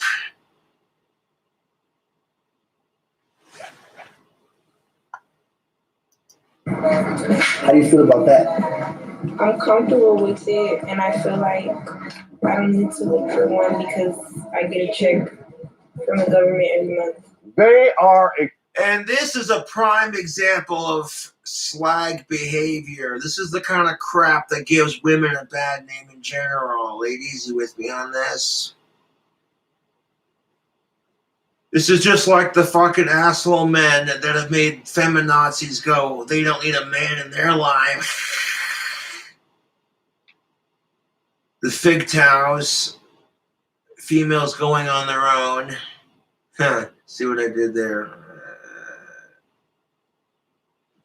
And if you're a man who bitches about women, you sound just like the feminazis who bitch about men. Okay. Exempt from the draft, while being included in affirmative action, even though they're a majority. They hold all of the reproductive rights while they're excluded from the draft while being allowed to join, while being included with the majority.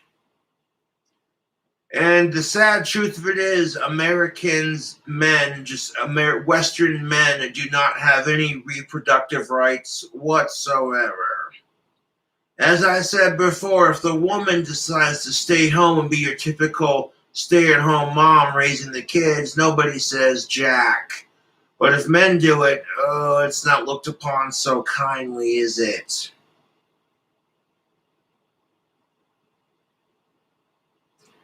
And then on top of it, your kid comes over and he goes, Daddy, what's for supper? And you're like, cold cereal and milk. And you're like, oh, really, Fruity Pebbles? I'm sorry, but your mom's a... And you want to call her the C word, but you don't want to cuss in front of your kids. So you're like,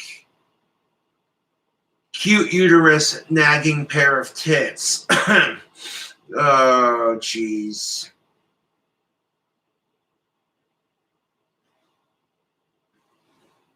So now you have to ask your wife the money you gave her in the first place. Like, hey, honey, I mean, ex-wife dearest, look, seems how you expect me to watch our kid. Could you kick me a couple bucks for groceries? Like, come on, my salary's crap here.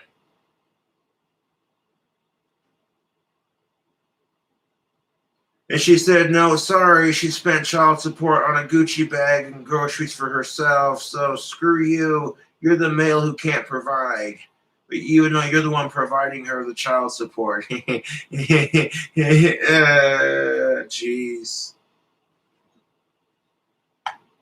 Men hold zero. They do 1/3 the time in.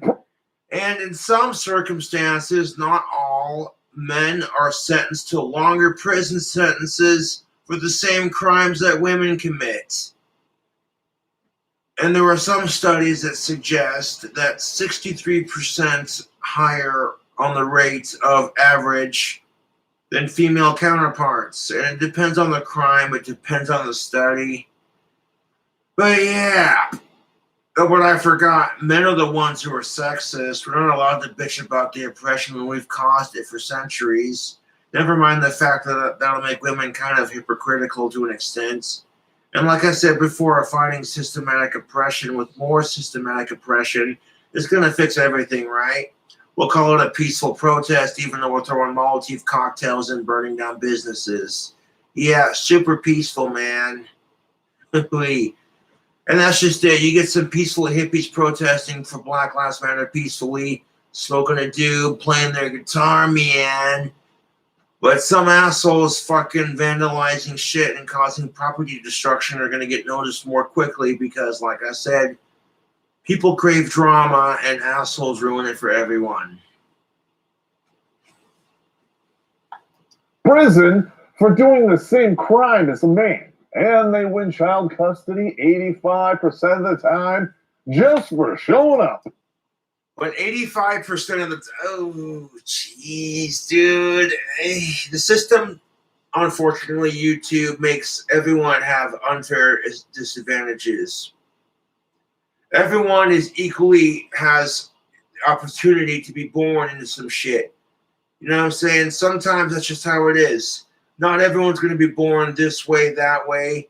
Everyone has equal opportunity to be born into a shitty circumstance, regardless of gender or race. And you can sit there and say we're not equal, but yet everyone's getting fucked with to some degree. That's the only thing equal about this, is women and men in every race gets fucked with because of two things: sexism and racism. I gotta say, ladies, all of that unearned privilege has not been good for your development. You see what I did there? Besides, that's not the time. Yeah, both genders have privilege, and no, this is why both genders are bitching about the same thing, about how the other side has privilege and they abuse it, and why can't they find someone decent, and their ex is a piece of shit. Does that sound familiar? Oh, Type of development I'm interested in. This is screen. Oh my god. The development picture. Good. Anyways, Miss McIntosh goes on to write, she will review here several types of layers of denial that she sees at work, protecting and preventing awareness about interchained male privilege. Then she will draw parallels from her own experiences, which, with the denials that veil the facts of white privilege. Finally, she will list 46 ordinary daily ways in which she experiences having white privilege by contrast with her African American colleagues in the same building. This list is not intended to be generalizable. Others can make their own lists from which their own life circumstances. Like I said earlier, this is just based off her personal experiences. This doesn't generalize everyone else's experiences.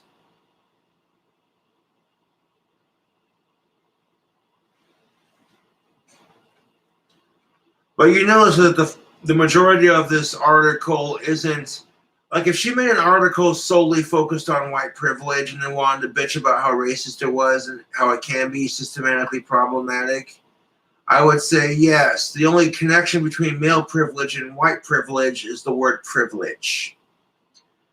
Like I said, she's using the whole racism, sexism argument to bait her male hating because, like Terrence Pomp said, she couldn't find a man to settle down and have kids with. In a society that expected her to, which to be fair, that's just the same crap men go through, right? When you're like saying, oh, dude, check out that person over there. You're a dude at a bar checking out some chick at a bar, and you're telling your buddies, yeah, I want to get that chick's, you know what I'm saying? You're telling your buddies you're going to get that person's number. And all your friends are giving you so much shit when you get rejected. It's the same principle. We'll review here several types or layers of denial that I see at work protecting and preventing awareness about entrenched male privilege. This must be the proof I've been waiting for. 6 paragraphs deep. Then I will draw parallels from my own experience with the denials that veil the facts of white privilege. You keep using that word facts. I don't think it means what you think it means. Finally, I will list 46 ordinary and daily ways in which I experience having white privilege, by contrast with my African-American colleagues in the same building. This list is not intended to be generalizable. Others can make their own lists from within their own life circumstances. Oh, how silly of me. Space Ghost. She has yet to prove white or male privilege exists, but this is definitely how you prove women have privilege, ladies and germs, because one woman dropped a nuke on a crumbling republic with a survey, and in the process, brainwashed generations of kids into destroying themselves. And if that's not proof enough of female privilege, just go sign on to Twitch. Oh, you had to use that hot redhead from Twitch. I know the chick that he's using for the Twitch segment. I'm subscribed to her on YouTube. God damn it. Saying that someone running an article is to blame. Okay, I get so tired of people systematically picking, oh, this person did this, and that's why everyone else, like, okay, this woman, Peggy McIntosh, is not, she can't control what these radical assholes are doing when they're peacefully protesting.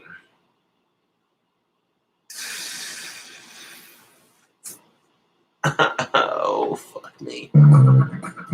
Oh, god damn it, dude. The redhead he picked for that segment that does the Twitch, I'm subscribed to that redhead. Fuck, what's her name? There's a lot of hot chicks I'm subscribed to on YouTube. Some of them play guitar. Some of them do bikini try-on hauls. I'm not picky either way. And some of them show their intellect, which is always good for a stimulating conversation.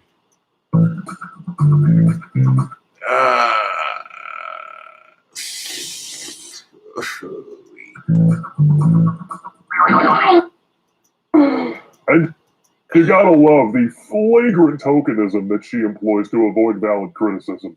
I'm sure that her so-called African-American friends just love how she used them as pawns in this little racist game of chess. Writing this paper has been difficult, despite warm receptions for the talks on which it is based. For describing white privilege makes one newly accountable.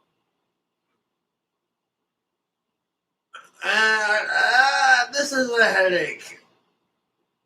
Dude, writing this paper has been difficult despite warm receptions for the talks on which it's based. For describing white privilege makes one newly accountable. As we in the women's studies work reveal male privilege and ask men to give up some of their power, so one who writes about having white privilege must ask, having described it, what will she do to lessen or end it?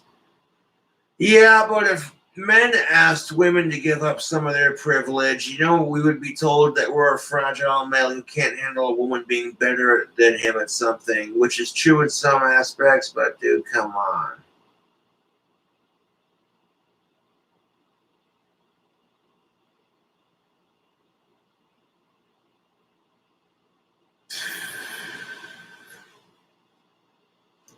In other words, Peggy McIntosh isn't just better than you.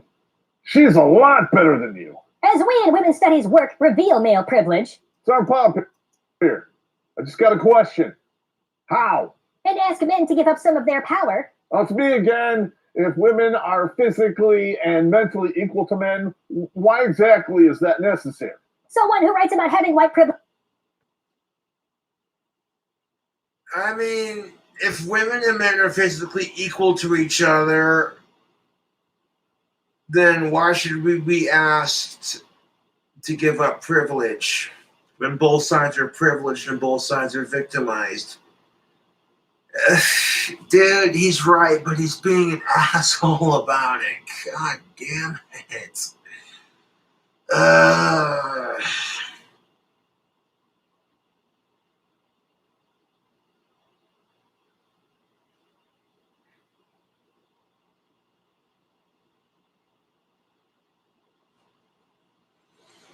Which must ask, having described it, what will I do to lessen or end it? Or, you could prove it exists. That might make people more willing to listen. And I got a real truth bomb for you. You want to prove that white privilege exists? Look at all the systematic bullshit that African Americans have had to face when it comes to racist, corrupt, trigger-happy cops. There, Miss Piggy. Just because you can describe something doesn't mean it actually exists. I can describe a unicorn in detail. It looks like a horse, but it's angelically white. Kind of like me, Screen 5. It's got a spiral horn in the middle of its forehead that comes to a wicked point, and unicorn blood has amazing healing factors in it. They're amazing creatures. Too bad they don't fucking exist. Kind of like white privilege and those pesky vampires. The denial of men's overprivileged state takes many forms in discussions of curriculum change work. Oh, jeez. This is definitely a college-written paper by a professor. Holy crap, this is very wordy. The denial of men's overprivileged state takes many forms in discussions of curriculum change work. Some claim that men must be central in the curriculum because they have done most of what is important or distinctive in life or in civilization. The whole civilization argument, yes. Some recognize sexism in the curriculum but deny that it makes male students seem unduly important in life. While sexism to some degree affects both genders equally, but all of a sudden she's not even making it about racism anymore. She's just solely focused on the sexism side of it.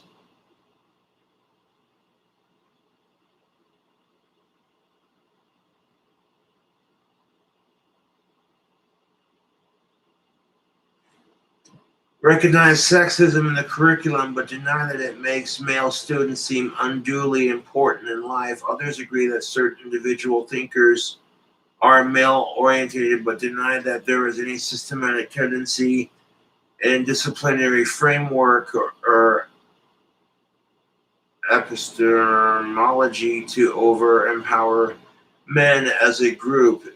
Those men who grant that male privilege takes institutionalized and embodied forms is still likely to deny that male hegemony has opened doors for them personally.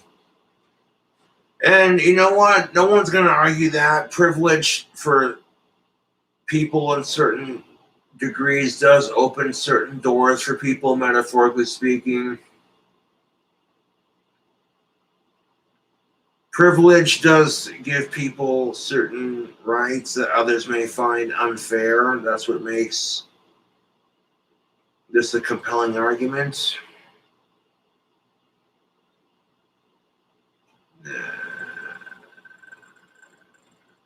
Virtually all men deny that male over-reward alone can explain men's certainty in all the inner sanctums of our most powerful institutions. Moreover, these few who acknowledge that male-privileged systems have over-empowered them usually end up doubting that we could dismantle these privileged systems. They may say they work to improve women's status in the society or in the university, but they can't or won't support the idea of lessening men's in curricular terms. This is a point at which they say they regret they cannot use any of the interesting new scholarship or women because the syllabus is full. When the talk turns to giving men less cultural room, even the most thoughtful and fair-minded of men, she will tend to reflect or fall back on conservative assumptions about the inevitability of present gender relations and distributions of power, calling on precedent or sociobiology and psychology to demonstrate that male domination is natural and follows inevitably from evolutionary pressures. Others resort to arguments from experience or religion or social responsibilities or wishing and dreaming. So basically, the long-winded short story of it is people's experiences with sexism and racism vary on experiences, religion, psychology, the human race, responsibilities or social pressures, double standards, hypocrisies, wishing or dreaming that it could be better, etc. Some claim that men must be central in the curriculum because they have done most of what is important or distinctive in life or in civilization. That's not a denial. It's called a fact. As a so-called academic, perhaps you should look up words so you know what they actually mean and stuff before you open your disgusting vacuous suckhole. Some recognize sexism in the curriculum, but deny that it makes male students seem unduly important in life. Tell that to the lottery of death, otherwise known as the draft. I'm sure all those 18-year-old kids who got smoked on the beach at Normandy while their wives were back home sucking the factory foreman's frothy filth stick felt unduly important too. Most of these men weren't even important enough to have their carcasses sent back to the States. Your point isn't just invalid, it's in a vegetative state.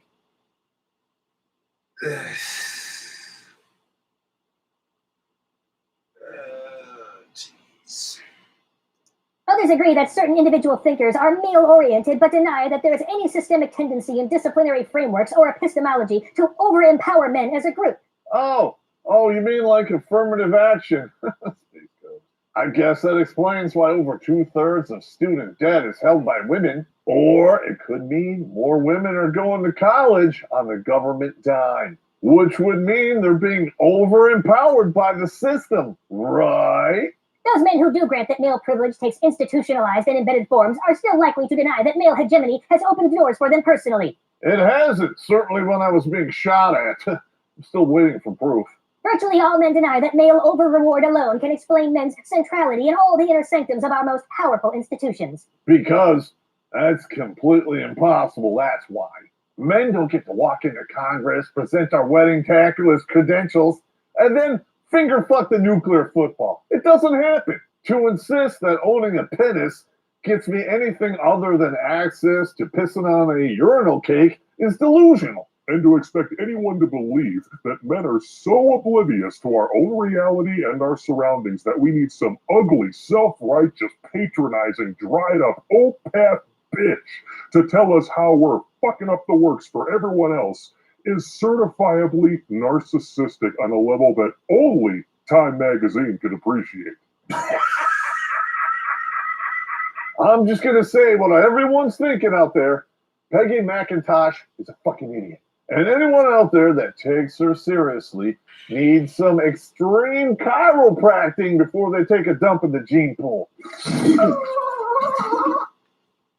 Again, I seriously fucking hate this bullshit more than I hate my trolls, to be honest.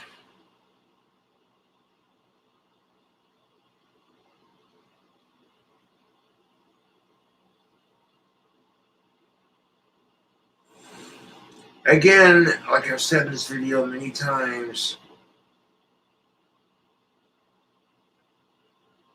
Peggy McIntosh was born in 1934 and grew up in a time where women had less rights. So her experiences are going to be different from other women.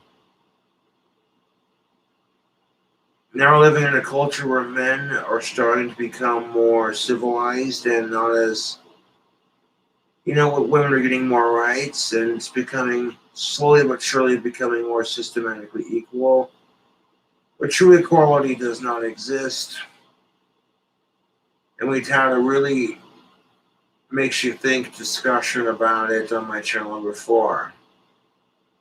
If we allow gays to have a parade, but straights are not allowed to have a parade, that's not very equal, is it? But straights have oppressed gays for a long time, so that wasn't very equal for them either. So really, it's just one of those arguments. Dumb and dumb. Moreover, those few who will acknowledge that male privilege systems have over-empowered them usually end up doubting that we could dismantle these privilege systems. You can't dismantle a power system that just doesn't exist. Especially when you have blithering idiots like Peggy McIntosh constantly voting to give the truly privileged more and more power. Because they're different and they love you and they Peggy McIntosh constantly. Democrats demand more censorship from big tech bosses. New York Post. Voting to give the truly privileged more and more power. Because they're different and they love you and they care about your life. Get out of here. They may say they will work to improve women's status in the society or in the university, but they can't or won't support the idea of lessening men's. Okay, you got a dark room with 2 candles in it. You blow one out. Does it make it brighter? All you were promised, ladies and minorities, was equality of opportunity and not outcome. So that's why I'm guessing this Peggy stuff. Yeah, and this is where it gets tricky. People are promised equality and opportunity, but not the outcome of how that opportunity plays out. And sometimes people are not equal because they're born into, you know what I'm saying? There are some people who are just born into shitty lives and they can't help it. That's just dealt the cards are dealt.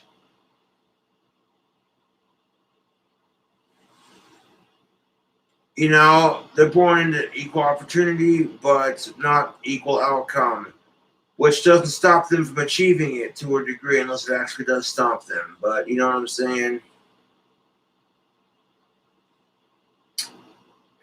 Systematically speaking, everyone's born unpredictably into whatever outcome they're born into, and they have to make the best of it. Everyone's dealt a shitty hand to some degree. So you got to roll with the cards you're dealt, as they say. Out of her seed-swallowing organization. Because when you can't succeed on your own merits, it must be the system's fault, right? It couldn't possibly be because social coddling and actual privilege has turned Western women into a bunch of self-centered, entitled, spoiled brats. Here's the thought. You want... Toxic male. No. According to them, Western civilization and the way women have it much better here than they do over in the Middle East has made them entitled. And to some degree, that's exactly what women were going through when they were fighting for equality in the 60s in the first place, my dude. Men were getting entitled because of their male privilege. So all of a sudden now you got men bitching about female privilege. Welcome to what women have been doing for a minute, which is bitching about the opposite sex's privilege.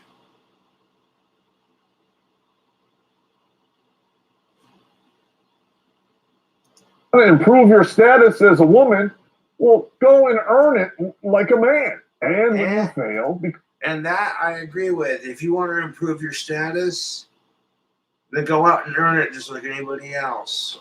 Exactly.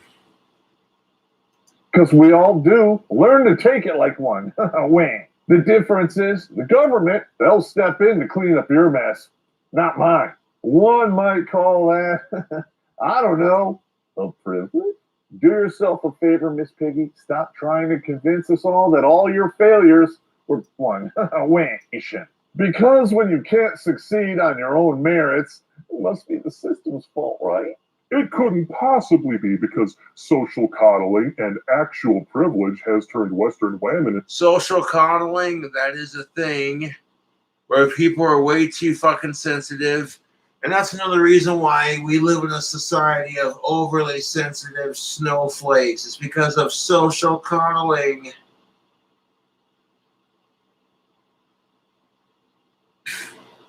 That commercial might be a racist if you look at it from a racist angle, which might suggest that you're a racist, but no, you can't think that. No.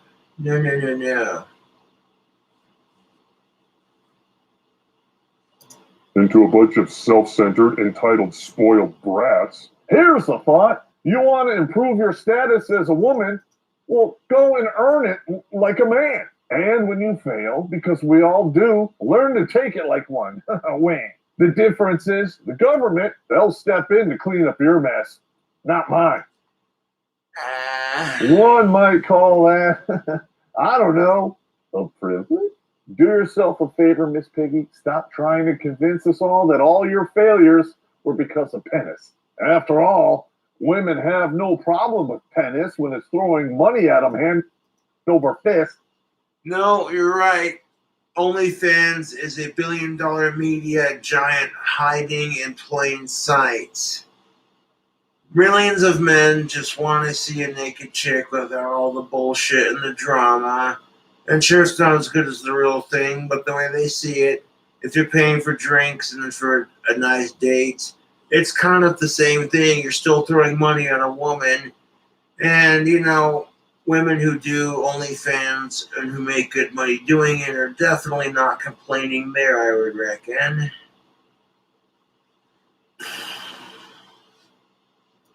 In exchange for shitty selfies or a squeak on the pole, you obnoxious sleuths. When the talk turns to giving men less cultural room, even the most thoughtful and fair-minded of the men I know will tend to reflect or fall back on conservative assumptions about the inevitability of present gender relations and distributions of power, calling on precedent or sociobiology and psychobiology to demonstrate that male domination is natural and follows inevitably from evolutionary pressures. It does. Competition is what perpetuates the species. If you don't like the traits that these men are displaying, stop fornicating and procreating with them. Oh, wait a minute.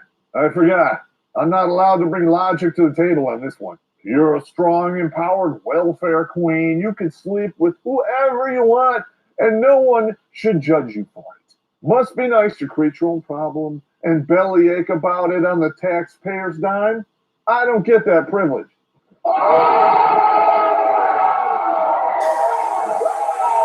Others resort to arguments from experience, or religion, or social responsibility, or wishing and dreaming.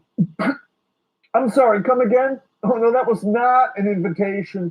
Put the double stroker away. Peggy McIntosh has written an entire paper here, derived exclusively from her own experiences and exploiting token people of color. A thesis that is yet to provide one fact or compelling argument.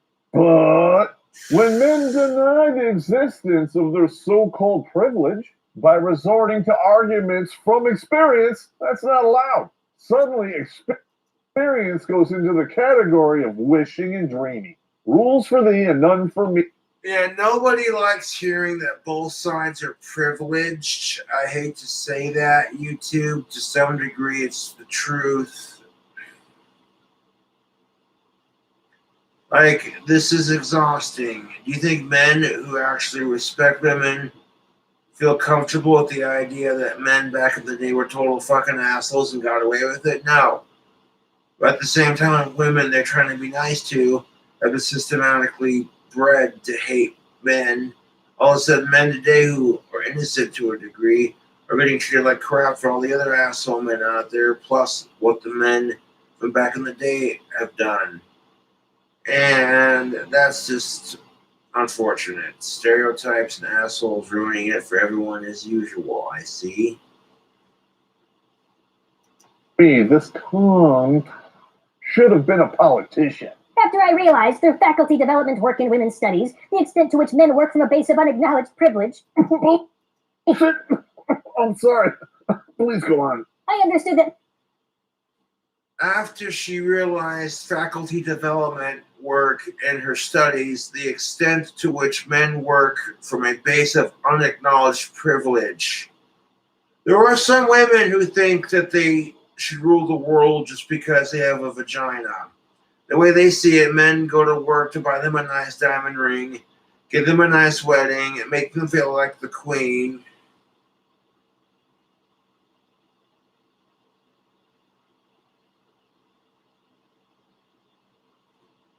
So there are some women who think they rule the world, that women in general rule the world just because they have a vagina. I hate to say it, but that's the goddamn truth. That's certainly not true of all women, thank you, Lucifer. But the ones that act like that, you're giving your own gender a bad name over here.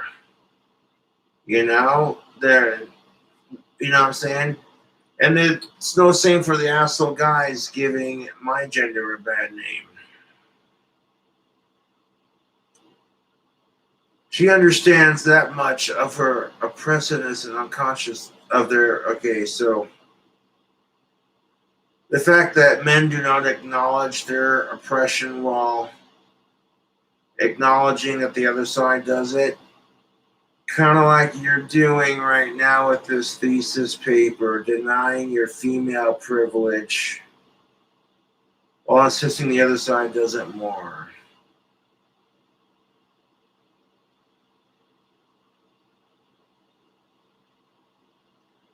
But you have to sit there and realize that her thesis paper was written in 1988 when bands like Eddie Van Halen and Guns N' Roses and AC/DC and what have you were super popular.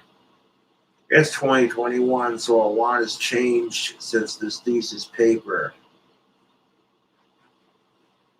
Much of their oppressiveness was unconscious. Then I remembered the frequent charges from women of color that white women whom they encounter are oppressive. I began to understand why we are justly seen as oppressive, even when we don't see ourselves that way. This is some of the laziest thinking I've come across in my entire life.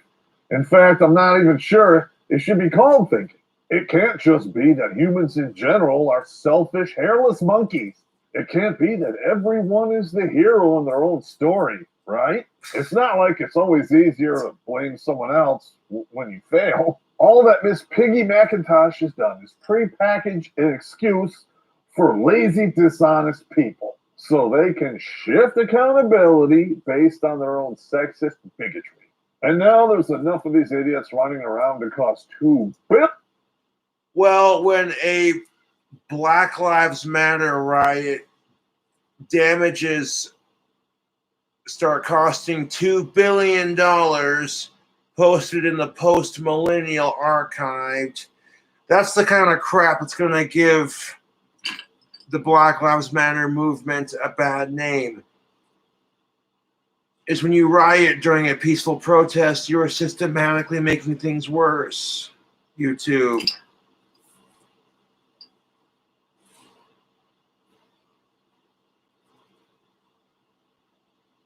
$1 billion in damages during fiery but peaceful protests. You can't call it a peaceful protest if you're standing and in the background shit's on fire. No.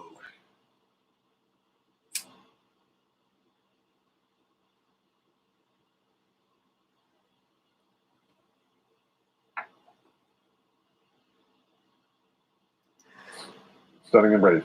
At the very least, obliviousness of one's privileged states can make a person or group irritating to be with. Tell me about it. I am nowhere near this repugnant cow, and I can't stand her. When you can make a whole career out of peddling lies and disinformation for the sole purpose of oppressing a group of people, for having the gall to not wife you up in your fertile years, that is the very definition of unearned privilege. I award you no points. I was just watching the movie where this scene came from. And may God have mercy on your soul. I began to count the ways in which I enjoy unearned skin privilege and had been conditioned into oblivion about its existence, unable to see that it put me ahead. Well, she made most of her thesis about man-hating, and, to a degree, this is kind of one of those both sides are right arguments on the rare occasion when that does happen.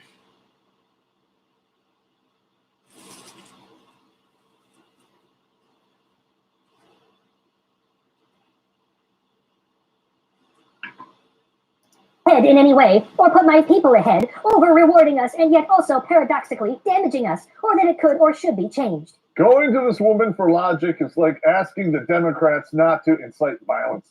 I just don't even know why there aren't uprisings all over the country. Maybe there will be. People need to start taking to the streets. This is a... Yeah, in the past, there have been some Democrats who have incited violence in their news outlets or during interviews, etc. And then they go off about how violent them Republicans are. And Republicans do the same shit. This is why I'm independent. Dictator. You know, there needs to be unrest in the streets for as long as there's unrest in our lives. Enemies of the state. Show me where it says that protests are supposed to be polite and peaceful. Do something about your dad's immigration practices, you feckless. When they go low, we kick. How do you resist the temptation to run up and wring her neck? Biggest terror threat. You know, when Trump puts restrictions on China, it gets seen as racist. But when Joe Biden does it, well, that's not racist. When Biden does it, no. In this country is white men. Stop trying to make that happen. No. No, the biggest threat to this country is stupidity and unnecessary fighting. Stop trying to make it about race. We live in 2020, 2021, that general, it's 2021. When Democrats are sitting there saying the biggest threat to this country is white men, I'm like, and you got a white dude saying it of all things. I'm like, the level of what the fuck that has is just astonishing.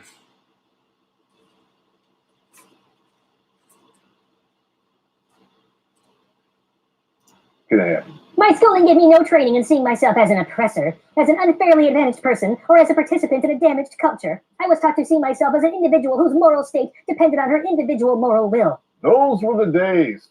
Schools actually cared about educating their children.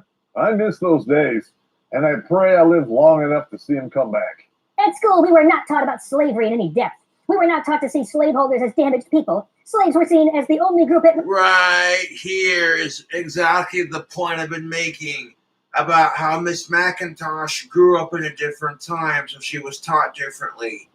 When Betty McIntosh grew up in her schooling days in roughly 40 or 50, 1940, 1950, whenever, things were taught differently. She was taught to her schooling pattern followed with which Elizabeth Minich has pointed out. Whites are taught to think of their lives as morally neutral, normative, and average, and also ideal, so that when we work to benefit others, this is seen as work that will allow them to be more like us. Which is so stupid, because why do you think blacks and women and minorities fight for equality in the first place? Because they want the same privilege as whites. Because they want to be treated just the same and not systematically sprayed with the fire hose because of the color of their skin, or paid less money because the system in play.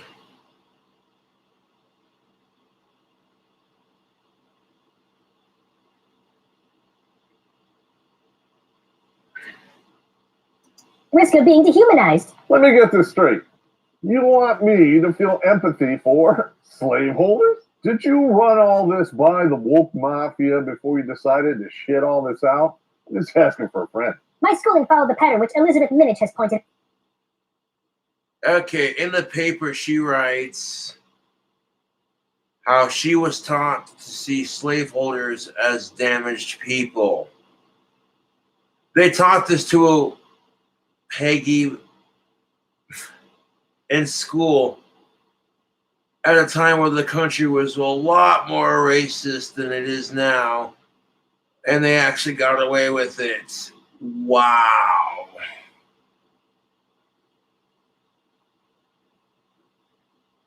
I can't even, like, I'm blown away here.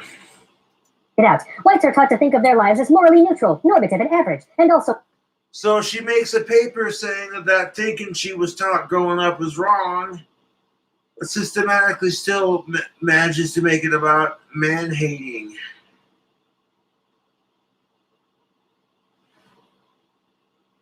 So ideal, so that when we work to benefit others, this is seen as work that will allow them to be more like us. I think many of us know how obnoxious this attitude can be in men. When our culture created a civilization and then opened its doors to other cultures to create a melting pot, the reason our culture is seen as neutral and average is we built the civilization.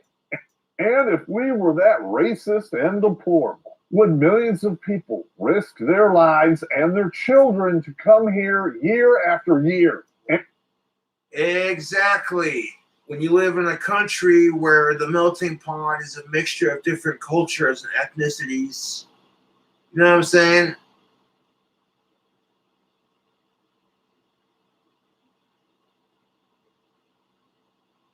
Now, this country does do some, oh, excuse me, it's late. God damn it. I finished the video.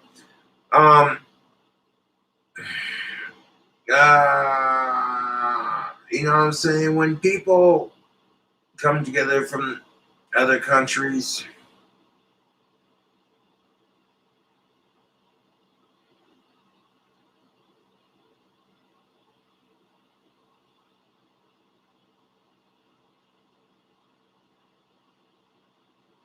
you know what I'm saying? You're going to get a mixture of different people, and that's why a lot of people will consider being an American a neutral thing, is because people will immigrate from other countries, risk their lives. People have risked their lives to immigrate to this country. Immigrate, I believe is the word, yes. Where systematically white slaves and black slaves have existed in this country.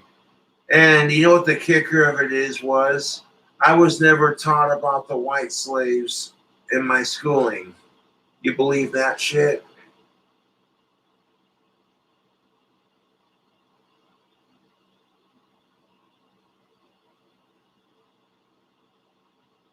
None that I can recall anyways. In fact, when I found out that there were white slaves, that the Scottish and the Irish were enslaved, but the only difference between them and the Africans was that they were not forced to come here, the Scottish and the Irish. They were escaping a harsh life to get into a more harsher life. That's shit. The Africans are kind of forced to come over here and then traded off by their own leaders. Like, that's pretty fucked. That's the only difference.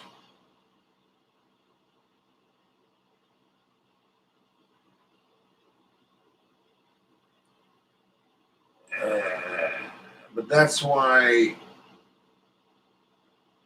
it's a neutral country as far as culture goes. And would all of them be greeted with open arms, no matter the race, color, creed, or genitalia, provided that they assimilate into the culture?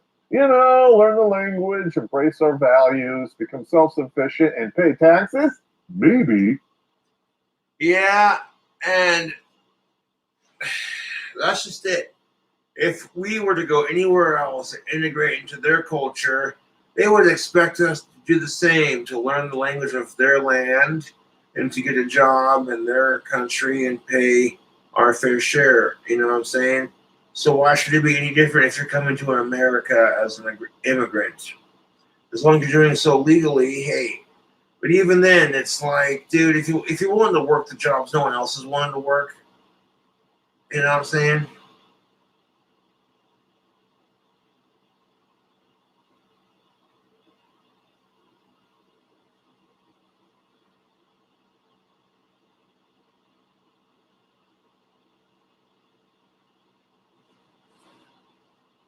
Being the normative average in a society is a privilege you earn by being the culture that created what is still the greatest country on earth. Even though it's in rapid decline thanks to pieces of shit like Peggy McIntosh, Screen 5. Because it's nothing short of psychotic when equality isn't good enough. When you have to crush everyone around you into mediocrity so you can feel the illusion of power and success. There's no other word for it other than pathetic. After frustration with men who would not recognize male privilege, I decided to try and work on my... Okay, so after frustration with men who would not recognize male privilege, she decided to try to work on herself, at least by identifying some of the daily effects of white privilege in her life. It is crude work at this stage, but she will give here a list of special circumstances and conditions that she experienced that she did not earn, but that she has been made to feel, and her mind, or excuse me, hers by birth and by citizenship and by virtue of being a constituous law-abiding. Why would she say by virtue? I'm like, somebody's virtue signaling. And by virtue of being a conspicuous, law-abiding, normal person of goodwill. Peggy McIntosh, virtue signaling before it became a thing. I have chosen, she says, these conditions that she thinks in her case attach somewhat more to skin color privilege than class, religion, ethnic status, or geographical location. Though these are privileging factors are intricately intertwined. As far as she can see, her Afro-American co-workers, friends, and acquaintances with whom she has come into daily or frequent contact with in this particular time, place, and line of work cannot count on most of these conditions.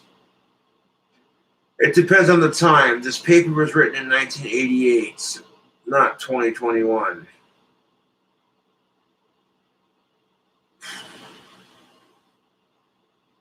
That's the thing about this paper that Peggy McIntosh, or Peggy McIntosh as Terrence Pop's calling her, her paper was written in 1988. So times have changed since 1988, dude. It's 2021. Self, at least, by identifying some of the daily effects of white privilege in my life. Gee, I can't imagine why every man didn't immediately jump on board to perpetuate this insipid, unproven, morally and intellectually bankrupt brain diarrhea. Must be that fragile male ego that I hear so much about. Not for nothing, cobweb crotch, but if you... Oh, but fragile male ego is a thing. It really is. You get into a farting contest with your girlfriend, she rips ass and you're like, nice one, babe. But you as the man, oh no, you will not have a woman out fart you, so you rip ass. But now you're being a toxic male by intimidating her, so not wanting to be outdone by some pesky male, she farts even harder. And at this point, your girlfriend, the strong and empowered woman, has farted the loudest. And you, not wanting to be outdone by some woman in a farting contest, you fart as hard as you can. And as a male, you shit your pants. And now your girlfriend's just sitting there laughing at you because your ass stinks.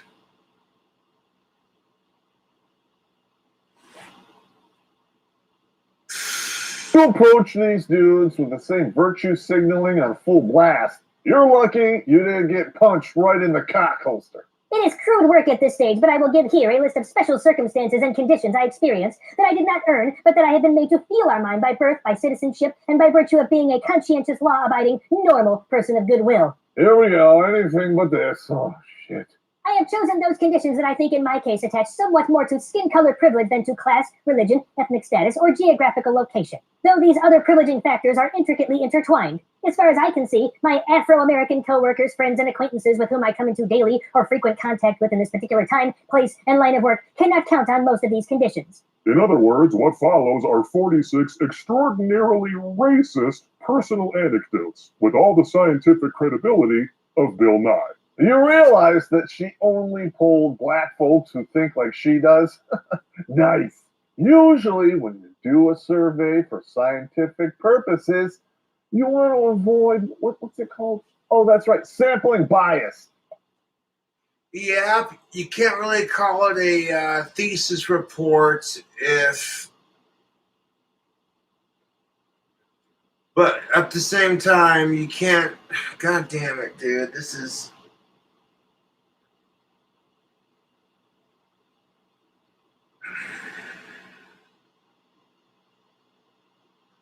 Oh my god. She grew up in a time where blacks were just as oppressed as women. So therefore, she had some privilege for being white, but because she wasn't a man, this is where her thesis comes into play.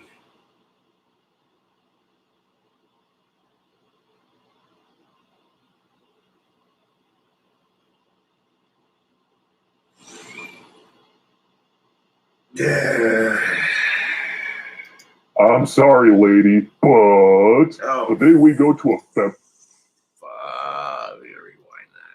a purposes, you want to avoid, what's it called? Oh, that's right, sampling bias. I'm sorry, lady, but... Oh, that chick in the butt segment. God damn it.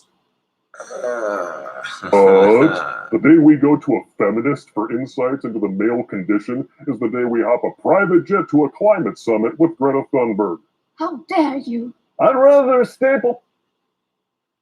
Could you imagine having a male just going off and telling feminists how they think and taking advice from them, yet somehow... And the difference between that and what I'm doing with the whole feminazi rant is this is literally the crap I see in our society.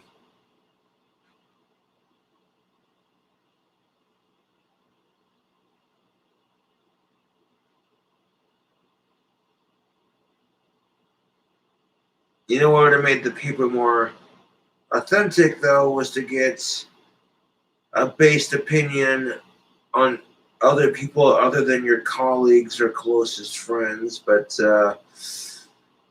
that's just my opinion, regardless of the time she was raised. Fuck racism, fuck sexism. My nutsack to the swinging door of the transgender bathroom. Jesus Christ. Speaking of which, isn't all of this completely irrelevant now? When your ideology says men can be women and white people can be black? If Malcolm X can be black. Yeah, when your ideology these days, you got people who are claiming to be transracial. Back in my day, if you did blackface, you were considered a freaking racist.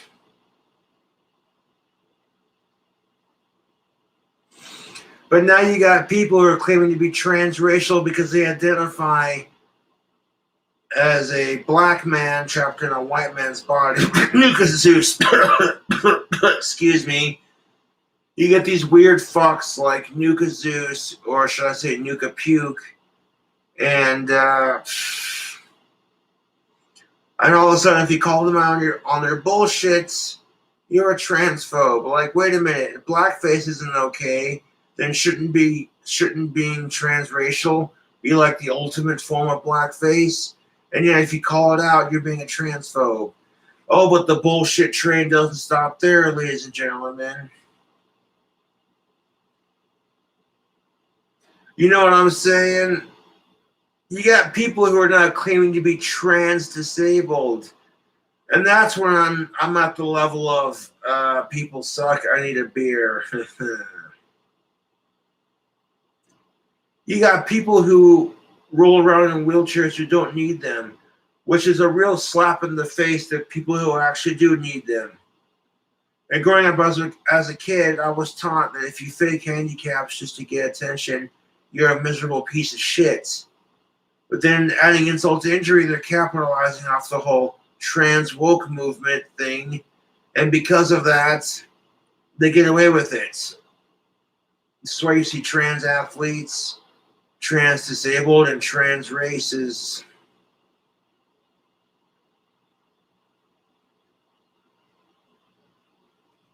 You can't sit there and call yourself black after you've injected yourself with tanning solution and you spent the majority, pretty much your entire life, being born white.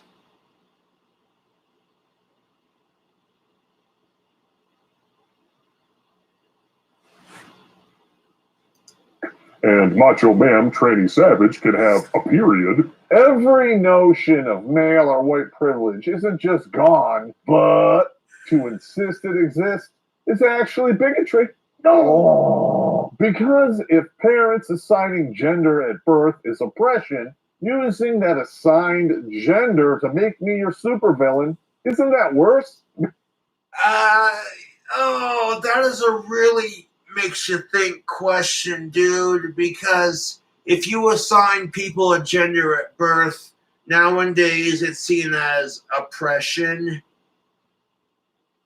But using that same gender association to label women as, or men as, vice versa, you know what I'm saying, as the person who's causing all the problems. I mean, yeah, but look at it from the woman's argument, dude.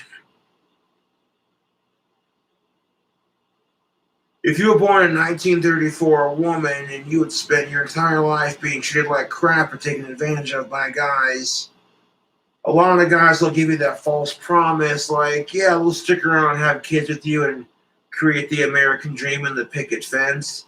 But then when they leave in the morning, they got what they wanted, insert slot A into slot B, and you're sitting there feeling like a schmuck because you gave it out with, ladies, do not give the pussy out for free. Don't be a schmuck. But you love that man. You don't want him to do any work. I saw a video that Tara Babcock posted recently where she found herself basically dating someone else but still in love with the person she broke up with. And in that video, she talked about how she would please her boyfriend, whatever she wanted to call him, any way she could. She wanted to fulfill him, and that's what she got off to. But after a while, if he didn't return it the way she wanted to, well, she became miserable.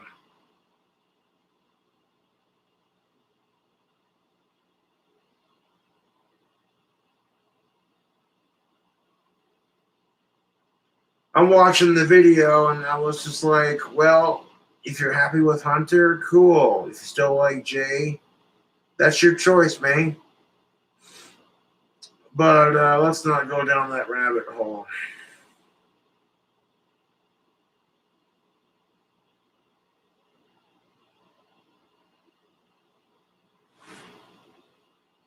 Because you're demonizing an entire race and sex of people based on nothing more than superficial genetics. There's a couple words that describe that kind of evil hatred, isn't there? And you lefties love to throw them around while you're burning buildings down. Oh, that's right. That makes you an ist of every kind. But you've changed the definition of all those words. It only counts if it's coming from white men now. Any hatred flowing in our direction, well, that's just a response to oppression. And all of that needs to be celebrated. Oh, that's just a response to oppression. Dude, you wouldn't be saying that if the men had been oppressed for centuries. In fact, women would be making the same argument that you're making right now if it was the other way around. And you would be making the argument they're making if it's the other way around. Now, if it was gender flipped and women got treated like men, men got treated like women, etc., let that sink in.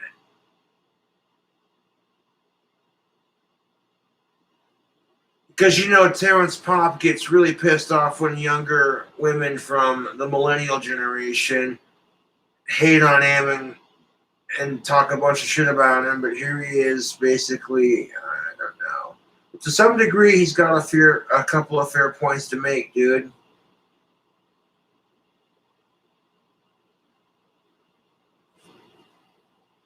Celebrated, right? Space Ghost. And with that painfully stupid double standard fresh in your brain, I need to take a break. There's only so much stupid I can digest at one time, and I'm starting to get myself some heartburn. So we're going to cover the 46 paper cuts of Idiocracy next week. Have that menagerie ready, dudes, because it's going to be a rumpy, pumpy ride, and you're going to need it. And to Miss Peggy McIntosh, if you think I was mean today, you just wait.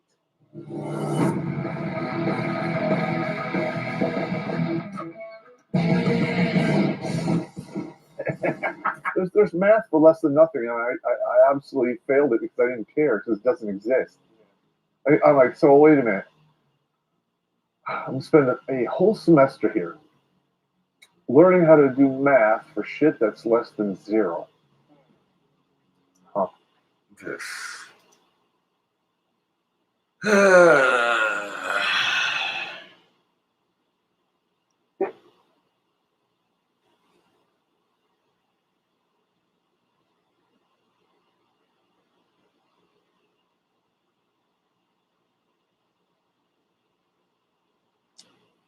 Oh, well, I want to end this stream. It's rather late.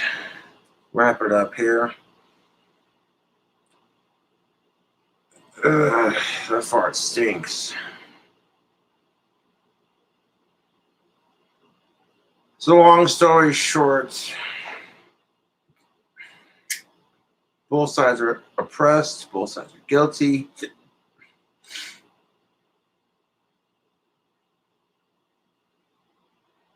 Yeah.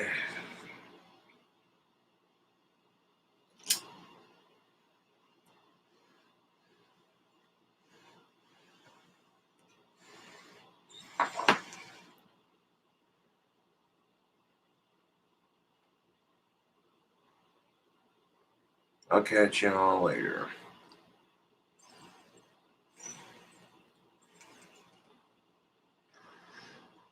I'm going to smoke a tobacco before I pass out. Subscribe for more. Fuck racism and fuck sexism.